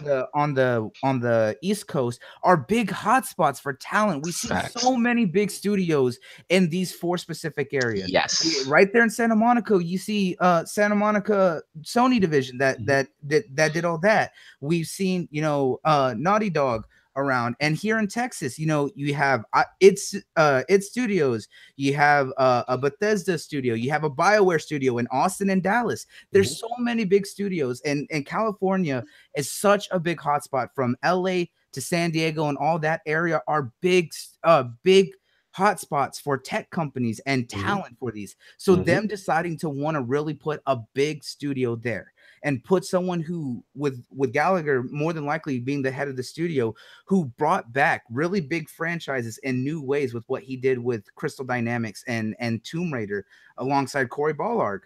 You know, he knows what he's doing. He can bring fresh air into either already made IPs or bring a fresh idea to something new with a big team. This is a great thing, and anyone who's thinking bad of it, no, this is a good thing, because this further pushes innovation and gaming, because this helps push Sony to make either bigger studios or double down with the studios they have to do something even better. It's a great thing all the way around.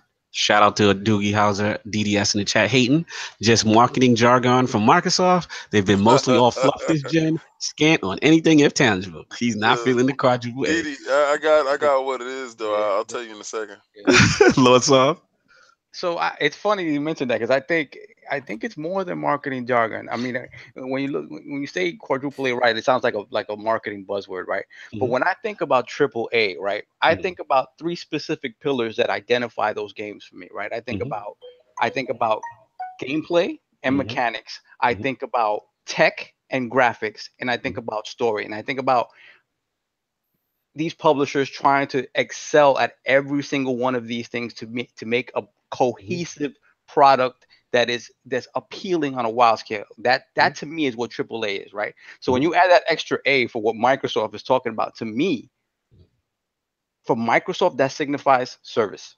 I think for me, you're scaring them though, Sov. You say service, you're scaring them. I have a very hard time believing that Microsoft is going to do any sort of game moving forward that doesn't incorporate some level of service in some way, shape, or form. Wait. So are you saying no single player though? No, I'm not saying no single player. I'm just saying they're going to incorporate service in some way, shape, or form. I think by what Phyllis said, there's a dedication to bringing those types of games, what we consider, the God of Wars, the PlayStation sort of blueprint. I think that's coming, but I think those games are coming with the addition of some sort of service model. I think that's Microsoft's lane. I don't see them abandoning that. So when they say quadruple A, that last A for me means services. Okay, fair enough. Shout out to Sam Tobin in the chat, just dropping knowledge. He's thinking that the studio is also going to be in charge of incubating other new studios. He's also saying that the quadruple A, also kind of doubling down on what Bloody was talking about in reference to just the amount of investment that's going in, as far as that. So let's get it to the king. You know what I'm saying? This is his Lord and Savior. Bill speaks that working in mysterious ways. His man. This is what I got to say about it. Being that they're gonna put it in Santa Monica, hopefully they put it right next to Sony Studios. Oh my God! And, they got osmosis. Listen, listen. I don't care. They working. Let some of that stuff rub off on them. All right? Oh, okay. You want the greatness to rub off. Yeah, I want them to sit right next to them. I want them to eat the same foods that they eat. I want them to watch. Wait, that sounds like a Fortnite situation. That they want. Listen, I want them to PUBG that Fortnite. I want them to do that situation. But this is what the last A stands for me. Yeah. It stands for a surveillance drone up in the sky, making sure that they copy off of their paper. Because apparently these dudes got the answers and you don't. So I don't care how many A's you put in there. You could put 8 A's. I don't care how many A's you hit. Like Lord Fonzarelli said, could we get 3 A's? I don't care how many A's you get. Could we get 1 A? Let's start off with 1 A, and then we can get 2 A's, and we can get 3. So when somebody yells out there, yo, we got 4 A's. Shut up. Check your face up and stop it. Stop it right now. Listen, you don't even got a body on your Kraken. So listen, I'm dead. Let's keep it funky. You guys, listen, man. That's the problem. I don't know who wrote that there. I think he made a mistake. He probably didn't understand it was AAA studio. I know, and I know the dude. It's not right. It's not right. You shouldn't have said that. You shouldn't have said that. That's the problem. If this was Sony and they said quadruple A, it would be pastor. It would be swallowed much easier for people because they do good games. Yo, shout out to Slow-Mo. He said the Kraken is a 1A product. I'm dead. Yo, you know what? And I cannot take nothing away from that comment. That comment is validated in your opinion. This is true. That's the thing. I mean, when you think of this generation, can you name me a game on the Xbox that's an exclusive game that you'll remember from this gen? I like Gears. I wouldn't say. But it's not. Rise Son of Rome really was a surprise for me. But it's not. Yeah, but that bar is kind of low for us to even be saying. Come on now. No, I love Rise. Don't get me wrong. Bloody. I'm talking about 10 years down the line. You're not going to remember this gen, the Xbox for this generation. You're not. Dropping some I might remember it for my love of PUBG and chicken dinner. That was good. I can't front. I might really love that. Let's segue to the last. Let's do this last one. Let's do it. Get out of here. Days Gone has released, and some footage. Game Informer has some great footage up. You said it released. Well, not released. I apologize. Oh, You're correct. Brother, Did not release. You was about to see me run up out of here and pay for it right now on my PlayStation. This conversation was over. Preview information. Actually. I apologize. So to give us some backstory about what's going on, I just want to bring this to the round table. Have anyone got a chance to check out any of the footage? Let's give it to Bloody. Oh, have you got a chance to see anything on Days Gone? Did the title interest you? Has it never interest you? I've been very touch and go with Days Gone. It does look interesting. When they first announced it, and it looked very, World War Z. Yes, hundreds of zombies just chasing the dude. And you see him just kind of running through that lumber yard trying to escape, and then kind of get stuck at the top, and they're just flooding. I thought that was an awesome concept, and now they still have some of that, but they're really going down into the story of the main character. And I watched some of the footage. It looks good. It does still definitely show its flaws. I do know it was an alpha footage. The frame rate and all that kind of stuff I wasn't too bothered about. I want to see more of the direction and kind of get more out of what they're going to do with it. It does hold my attention right now. Right. But it is also going to be comparing and fighting with that zombie aspect, especially with World War Z having being made an official game, having that same kind of style zombies, but as they're called, I believe they're called freakers and Days Gone, which is one of those things that I'm just like, all right then. But to each their own. But it is going to be in a weird spot. But people say that they're tired of zombies. But each game sometimes it comes out. Yeah, it keeps coming out. But I mean, zombies are one of those things that are kind of iconic, and each game kind of does them differently. Left 4 Dead did them very well, and a lot of people remember Left 4 Dead. State of Decay's doing it in a very different manner. Speaking of which, did you feel the timing of their Days Gone's announcement was kind of interesting once the State of Decay? Oh, absolutely. I know exactly. GameSpot did that right there. But we're not going to go into that. But I'm gonna keep an eye on Days Gone and see what they do with it. I believe that's one of the games that they are stating that they're going to show off at E3. So we're all going to get to see it live. No doubt. Kind of see how that goes from there. No doubt. Lord Fonzarelli, what Days Gone? Any interest? I know you're a zombie guy. I'll just say that Days Gone hour footage did no justice. It didn't do anything for me. It actually made me think, why'd they even show this stuff? Whoa! This is alpha footage. Like, what's the point? I've never understood why they want to put their worst foot forward. These devs sometimes they'll release gameplay and say, "Oh, but this is really, really old." Damn. Why would you do that? To me, it does a disservice to your product. And I just thought it didn't look well polished at all, and it had some jank to it here and there. And the game itself, I'm still not hooked on this game. I mean, there's something about it that's it screams too much Last of Us, but without the heart and the story there. And and I think that's why they released it sort of early, showing it anyway, because they know at E3 stacked up against The Last of Us 2, it's not going to do well at all. Yeah, it wasn't mentioned as part of the 4. I thought that was interesting. And it won't be. And I don't think it's going to be a main focus. And that's the reason why they let Game Informer take it here. I thought it was GameSpot. No, Game Informer has it. Yeah. Oh yeah, okay. And as far as the zombie genre, for me, it's still State of Decay all the way. The survivalist aspect, the RPG elements, it's got everything going for it. No doubt. Lord Sov, Days Gone. I'm very curious. You're the single player selfish experience.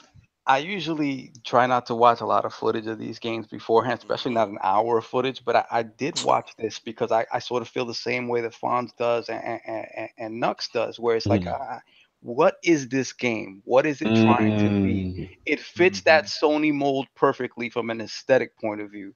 But where's the heart of this game, right? And after seeing that footage, like, to me, it just feels like sort of an amalgam of gameplay systems from games like State of Decay, The Last of Us, even Far Cry, like with the crafting and the survival aspects of it, the open world aspects of it. Like it's questionable how open the world really is. Something that I saw was like, well, you're on the motorcycle. They never showed the motorcycle go off-road. The motorcycle was always on an actual road. And they always made sure that when you walked off to the side, you were walking. You weren't actually riding. You couldn't ride the bike into the middle of the forest to do whatever you wanted. So it seems like it's a limited open world. I don't think it's open world. Like God of War. They never right. It's right. Which it's linear wide, right? Where you can do certain stuff, but they're claiming it's an open world, right? What other stuff like there's only one writer for the game, right? So it means like that the stories, the vision for the story is unified, right? But it also seemed like the characters felt a little cookie cutter. I like the interactions between Deacon, which is the best porn name ever, Deacon St. John. Deacon St. John, baby. Wow. Wow. I like the interactions between him and his friend, like at the conversation. Lord podcast does not endorse that. Put out the disclaimer early. Disclaimer. We do not endorse that statement in any form or fashion. You were about to go buy a game right now with Deacon St. John. Brother. So, I mean, the interactions between the two main characters seem cool. They seem like very natural. But the writing seemed a little tropey. This guy is angry, his wife is dead, this, that, and the other. It also seems like they borrowed a lot of stuff from like Horizon Zero Dawn, like the crafting stuff. Yeah, exactly. All of these games. Yeah. So it's just, to me, it's a matter of how is this game going to differentiate itself from those other games. I think some of these developers, they have their own interpretations of open world, because I think Bungie have an open world. It's not open. It's like happy hour. It's like a lot of bars got different ideas of happy hour. It's really shout out to happy 20 minutes. He said, if you're interested in zombie games that aren't Days Gone, be sure to check out TICGN.com tomorrow at noon. Lord Editor looks like he's gonna have something cooking on that article. Lord King, let's wrap this thing, man. My thing is this, and I'm not even gonna mince words with it. LordCognito just said the game came out. Y'all would really was going to see my whole screen was gonna go whoop, and I was out of here. All right, did that let you know I did not watch any of this footage? I don't do that. Sony experiences are exactly what they are. This is what I was talking about before when I say I don't believe Gears of War was actually Gears of War. I actually believe it was another game, and they just slapped Gears of War on top of it through the mythos. They had this stuff set up properly. It could have been easily Days Gone. It could have had zombies, Kratos zombies, whatever. I just feel that being that this game doesn't have a big name attached to it, people feel like, oh, what is it about? What's the Mhm. heart of the game? That was crazy when you said that. I wanted to know the heart of the game. I don't care about the heart of the game. The game looks good. I'm gonna purchase it because Sony said so. That's a fact. It's a new joint. I'm gonna test it. I'm gonna see what it does. If it pans out, it pans out. If it doesn't, it doesn't. But I have seen so far in this generation and last generation, Sony has taken these one-player experiences and fleshed them out for me, Well, and they all been I good. got to interject though. I got to say though, the reason why me and Saul, I think, said the same thing about no heart to this game so far is Right. because in those other games that Sony has put out, they've grabbed us to some degree with these stories in these trailers and From in the very beginning. Yeah. And this one has not grabbed me at all yet. What And they showed you was the horde of the zombies. Like But- it was awesome when you saw it. I thought it was awesome. But the heart, but the issue is Sony games with these story narrative games. That's what they rely on most is these story focused games. And if we don't see that story panning out, the zombies and stuff just I could play Decay all day. It goes on. But that said, But that said, they put out 1,000 zombies joint in one joint. Like it was like, yo, literally when they bust through that wall and there was 1,000 zombies. I said they pushing the engine. They're pushing it. I like with all that said though, I'm still purchasing day one. Like when it comes to Sony, no, I am like no question. I know you was. I'm still but when it comes to Sony, there's a few things that are impressive here, right? They've let Bend work on this game for God knows how long, right? They've been working on this since after Golden Abyss. Masterpiece. Right? And so they're gonna let them take the time to make the game what they want it to be. And even if the first outing of this game isn't a God of War 10 of 10 or whatever, they're going to probably allow them to make another one. And this has been the MO for years already. Stick with people. So regardless to what I see this being the start of something. Regardless of how the first one pans out. No doubt. I'm gonna finish it up because Sinister's hitting us with the wrap it up, B. Yeah. Hit us with the wrap it up, B. Gotta give people their money's worth. You gotta pay for that wrap it up. Because Jay Fozzarelli, he paid for wrap it up, and we cut that. I'll end it, man. I'll end it. Yeah, listen, I saw it. I've had medium interest in Days Gone since we saw it. Shout out to Attic. We went, behind the seat with Ben Studio and got a chance to see some behind the scenes on it, and it looks cool. It looks cool. I agree with King. I did kind of thought the zombie horde mechanic was interesting. I just like the dynamic between using the horde against enemies as well. I thought that was kind of interesting. I'm not saying it's the most unique thing I've ever seen. No, I guess for me, it's playing on. I'm a huge Sons of Anarchy fan, so for whatever reason, Deacon is the character that reminds me of the whole dude. What's his name from the leader? So you know what I'm talking about. I thought you was going to the porn name. No, not that name. Just I forgot homie's name from Sons of Anarchy. Just from blanking right now. But anyway, the main character. So we'll see. Like I said, what I saw recently. Was it anything wowing? Oh my God, never seen before. No. And I do agree with Fonz though, in the sense that because it's that narrative driven type game, it needs to kind of meet that level. And unfortunately, because of games like God of War right now, the bar is so high. So now we kind of look at everything with the quine eye, with the side eye, like, how's your story going to be though? Because we just came off the God of War experience. So that story though. Yeah. It's too familiar to State of Decay. I mean, not State of Decay, Last of Us. It's too familiar to that. It just We don't know yet. It might be the horde though. Yeah. Shout out to Victor Ellerstein. Yeah, we did answer that the Bonnie Ross question, Victor. We had you earlier. You may have missed it right at combat. But no, I hear what you're saying, Fonz. And time will tell. We will see. But that's what we got. Let's wrap this thing up and poll question, do the outros, and get out of here. So poll question. When leaks, this is inspired by Jay Fonzarelli. When leaks from credible sources are revealed prior to E3, how does this impact your view of the E3 conferences when they go live? The choices are A, love it. I want to know all the leaks, all the plans. B, hate it. Ruins my E3 experience. Or C, You mad because Sony E3 plans are still lit. Those are the Is there a D? Is there a D? There's no D this week. Oh, It's just no. C.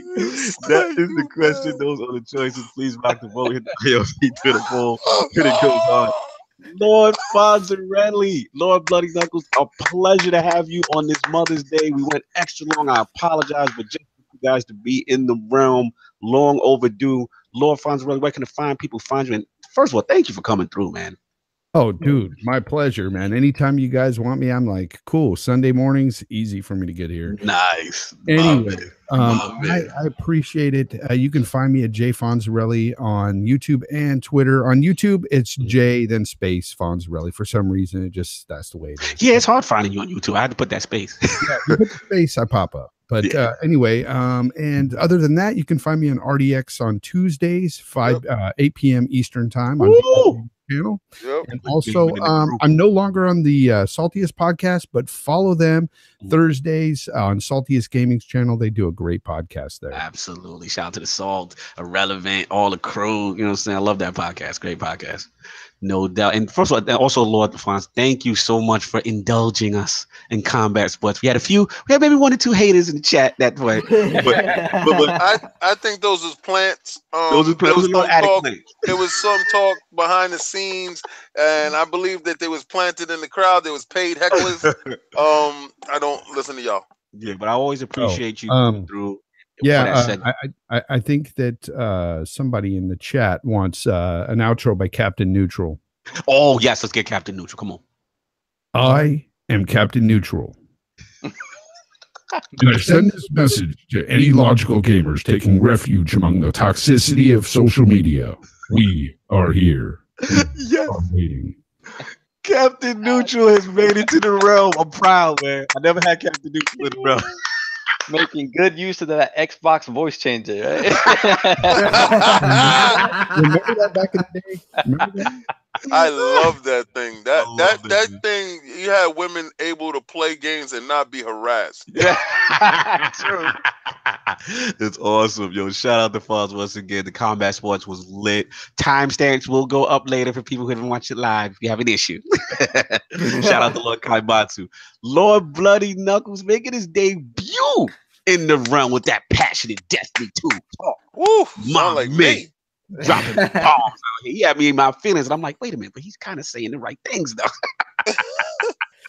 Lord Bloody, man. Absolute pleasure. Where can the fine people find you? Man, everyone can find me on Twitter at Bloody Knuckles. The O's are 0s, the E's are 3s. Of course, they can find us on my show every Saturday, the Smash Podcast. Yes. You know, what Saturdays? What time? Plug it, sir. What's that? We time? We go on 2:30 Central. Sometimes we go a little bit later, depending on our guests, because we do want to accommodate to everyone. So just be looking out for it, and especially if you missed yesterday's episode, check it out. We did go into it. There was some good stuff. But 2 weeks ago, you have to see our spoiler cast on. Yes, Lord King. We did 3.5 hours. I'm telling you, 3.5 hours. Sounds like today. Yeah. But here's the thing: is we didn't even know it went 3.5 hours. We are just going off, and King David came out there with us. We had the homie Jamie Moran, UK. He was on there with us. Jamie Moran was on. Yep, Jamie Moran was out there with us. We had 108 Dragons TV with us for a little bit. It was a good show. Just real passionate. It was actually one of our highest viewed videos, hitting over 100. So please check it out. We're closing in on 100 subs. Woo! Help that man out, man. Yeah, love what you're doing out here, man. Thanks, man. But I'm so glad you reached out, Cognito. Like I said, ever since I sat with you and King David on Saltiest Gaming, you know, loved the guys. I started trying to catch in when I can. You've heard me going about Destiny, so I knew you were just waiting for this. You knew I had to grab you for this topic. You know, one thing about me and the Lord, it's like even when people disagree with me or we have different viewpoints, I respect educated opinions. Exactly. And one thing is, I always think I'm like, this guy's passionate. He knows what he's talking about, though. And it's great to have those debates. And it's one thing we welcome in the Lords, but in the realm, you know, even if we're on different sides of the fence, just to come in and talk and to understand perspective. And that's definitely why I appreciate you. And I had to have you on that Warmind. It was going to be lit. I know. And I appreciate that, because that's what I've always said is it doesn't matter any of the console war nonsense. We clown around with each other, but the thing is, at the end of the day, we're all gamers. You know, we're all family. We're a community. We have to get past that. If we want gaming to grow and continue to grow, you have to have discussions. You can't go vitriolic on any side. You have to be able to talk openly and see the good and bad on both sides. Absolutely, man. That's why you're needed in the realm, and like what you're doing, man. Lord Brap, you're late. You're just coming in. You're ending. You missed some good stuff, man. But yeah, absolutely appreciate it, man. Absolutely fantastic discussion. Lord Sov, Lord, I had to go. I know he has Mother's Day going on. Lord Sov, where can the fine people not find you? Hopefully, first of all, big shout out to Bloody Nux and Fonz, man. You guys are fantastic. That was it. I asked Cognito this morning, like, who's gonna be on? He was like, oh, you'll see. Fantastic having you guys on. As for me, you can not find me at LordSovILP on Twitter and BX Sovereign on PSN and Xbox Live. Hopefully this week, it's been 2 weeks since I've been able to touch God of War. I've been on the same Valkyrie fight for 2 weeks. Wow. I'm trying to get some God of War in. So we'll see if that happens. No doubt. Lord King bringing that energy, that Convo Sports energy. You know what I'm saying? That Nintendo hate was in the building. Fire with Nintendo.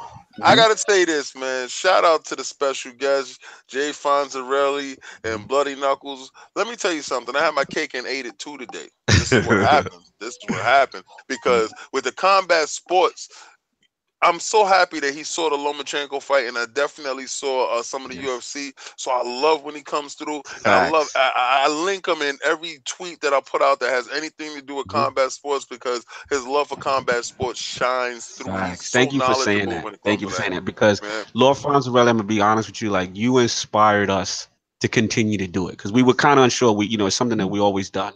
Hey, and I love listening to this combat sports talk. So, when you guys were doing it, I was surprised. When I first heard you guys doing that, I was like, yes, finally, I get to hear somebody that knows what they're talking about, and it's fun and engaging. It's awesome what you do. Facts. And like I said, for the community that loves it, we really appreciate it. For those who are on the fence with it, we appreciate you respecting the timestamps. Those will be out. So you can always, if that's not your thing, you just go right on to the next thing. It's everybody's thing. Those is plants that was putting here today. I don't listen to that. That washes over my back, because let me tell you something. If you know nothing about combat sports, you understand my enthusiasm, and if you can ride with me all the way through, you'll definitely ride to the end. Check this out, though. Bloody Knuckles, I'm going to tell you something. You kind of scared me with the white hand gloves that you had on with Nintendo, and you was juggling them so nicely like little water. When you got to that Destiny topic, though. But when you got to that Destiny topic, that was real bloody Knuckles. That was real bloody. That was the Knuckles, like, I was like, oh definitely man, winning. And I was like, I'm gonna lose all my subs. I felt the passion. I felt it like I felt it that day on the Smash podcast. I'm gonna tell you right now, brother. Like I told you before, anytime you want me there, I'm there. I love everything about this show today. It was fantastic. You guys can catch me everywhere. You know where it is. But I'm going to tell you, those t-shirts is going to be 2 weeks out. Then I'm going to put up the link so everybody can pre-order. I know you're hitting me.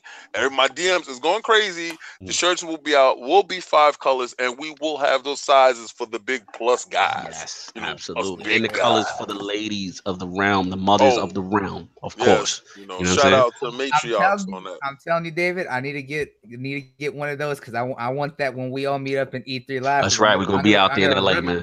Fonz, man, you're not that far, so we need to see you do. Oh yeah, definitely. Drinks. We're gonna be in your state, man.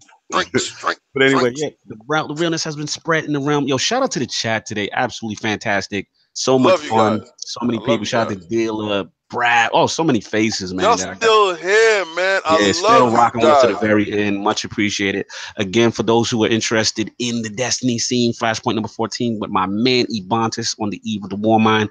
It was up. We can talk about that and get into all that if you want a deeper dive. Just stay away from Bloody. He might hate on it.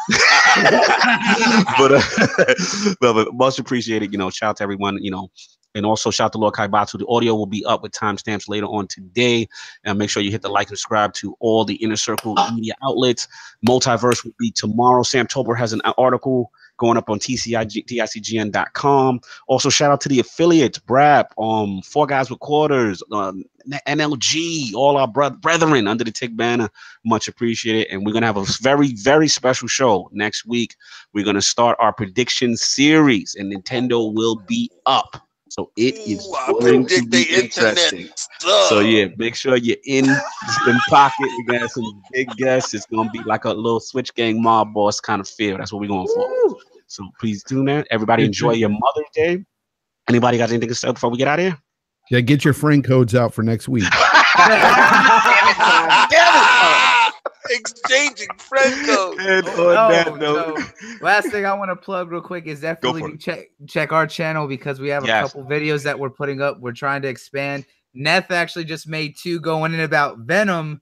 So if you're looking at that, you want to see those, as well as I'm actually going to be posting up anime reviews and stuff like that here soon. What's the channel name? What's the channel name? Come on now. Come on, Bloody Knuckles Smash Podcast. Look it up. Come on. No doubt. All right. Now, we're ending it. Everyone enjoy their Sunday and happy Mother's Day.